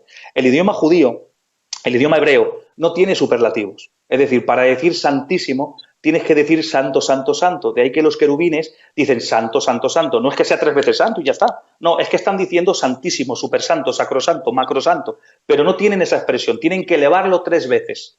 Igual que cuando elevaban 2 veces un nombre, se mencionaba 2 veces, es para captar la atención. Simón, Simón. Es decir, 2 veces porque era un énfasis de que era importante lo que se le iba a decir. De la misma manera, con la misma mentalidad, 3 veces era hablar de el superlativo, el grado máximo. Y cuando habla del 666, está hablando, el número 6 representa al hombre, representa la naturaleza del ser del hombre. Llevar 3 veces el nombre, el ser del hombre, el 666, representa en primer lugar, representa la magnitud del poder y del egocentrismo del ser humano entronizado en ese momento. ¿Por qué? Porque el propósito que Satanás quiso siempre, ser semejante, tener autoridad delegada al margen de Dios, en un trono totalmente aparte de Dios y entronizar a su pensamiento, es decir, en la magnitud, el humanismo, porque todo será regido por un hombre y será el humanismo. ¿Amén? Y aparte de eso, entendemos que hay una literalización en el 666. ¿En qué sentido? En que será un comercio, en que en base a ese humanismo y a esa marca que se pondrá en la frente y que se pondrá en la mano, no es que llevemos tatuado en la frente y en la mano el 666, no significa eso. Está hablando del intelecto y está hablando de la autoridad que es la mano derecha. Son hebraísmos, son formas y expresiones hebreas. Cuando hablas en la frente, la señal en la frente, habla de que el conocimiento práctico, intelectual, soy consciente de lo que hago, por qué lo hago, con quién lo hago, cómo lo hago y de qué manera lo hago, bajo ese régimen. Habla de la cabeza, de la autoridad, que mi autoridad, mi gobierno, lo cedo a ese gobierno del anticristo. Y en la mano derecha, no en la mano izquierda, en la mano derecha está hablando y representa lo legal, lo judicial, lo legal, la autoridad, que tú se la cedes mentalmente, entras en el gobierno y también legalmente actúas dentro de ese convenio y dentro de esa plataforma del 666. Y aquí podríamos extenderlo mucho. Esto es cuando entremos en el anticristo, hablaremos del 666, pero en extensión, con mucho material. Que será el próximo programa, si Dios quiere, ¿no? Eso es, sí, hablaremos de la persona del anticristo. Queremos solo dar ese detalle para que ustedes entiendan. Luego dice la Biblia que el que tenga sabiduría, el que tenga sabiduría, no cualquiera lo va a entender, no es literal como hemos dicho. El que tenga sabiduría cuente el número de la bestia, que es número de hombre, y es 666. Bueno, pues hasta aquí, hermano, el programa que hemos hecho, hermano. Espero que haya sido de mucha bendición. Para mí ha sido de mucha bendición. La verdad, hermano, es que cada día que pasa pues es una bendición más de servir a mi pueblo, de servir a todos vosotros. Aleluya, de entrevistar a nuestro hermano Israel para estos temas que son tan maravillosos. Y me parece que el día 11 te haré un coloquio de preguntas de cristología en su totalidad. Eso me ha dicho el hermano Eleazar, que igual el día 11 lo estamos mirando, hermano, que el día 11 de junio, pues yo haré un programa de preguntas y respuestas de toda la cristología. Aleluya. Que cada cual tiene que tener su especialidad. Y el hermano Israel, hermano, en angelología y en escatología, pues es un fiel, hermanos. Es una bendición andante y encima no se lo cree. Bendigo el nombre del Señor. Y la verdad, hermano, es que a mí me encanta pues entrevistar a hombres tan grandes como mi hermano Israel. Que Dios lo bendiga mucho. Y bueno, ese es nuestro interés siempre, ser de bendición, ¿eh? Entonces esperen que el próximo programa, vamos a ver las fechas, que tengamos bien para hacer el próximo programa y hablaremos de la naturaleza del anticristo y todo eso, ¿verdad? Ya os diremos exactamente en el cartel que haga nuestro hermano Eleazar y será de mucha bendición. Bueno, pues despide tú también y ya despedimos. Despídete tú también. Yo decía despedir el culto. Bueno, buenas noches. Yo espero haber sido de bendición juntamente con mi hermano Luis. El propósito de esto primero es darle la gloria a Dios, que la gente con estos temas escatológicos entiendan y tengan una comprensión de acercarse a Dios ahora que es el momento de la libertad total y que lo que viene es peor de lo que hemos podido vivir en estos días. Y que Dios os bendiga de corazón a corazón, paz y bien para todos. Bueno, pues esto es lo que es. No jueguen a ser cristianos, tómenselo en serio Y os digo desde aquí, oremos, velemos, esperemos ese día y adelante, Iglesia, que nos espera pronto Cristo y nos vamos para el Señor. Que Dios les bendiga muchísimo. Ya podemos. Venga, Dios os bendiga.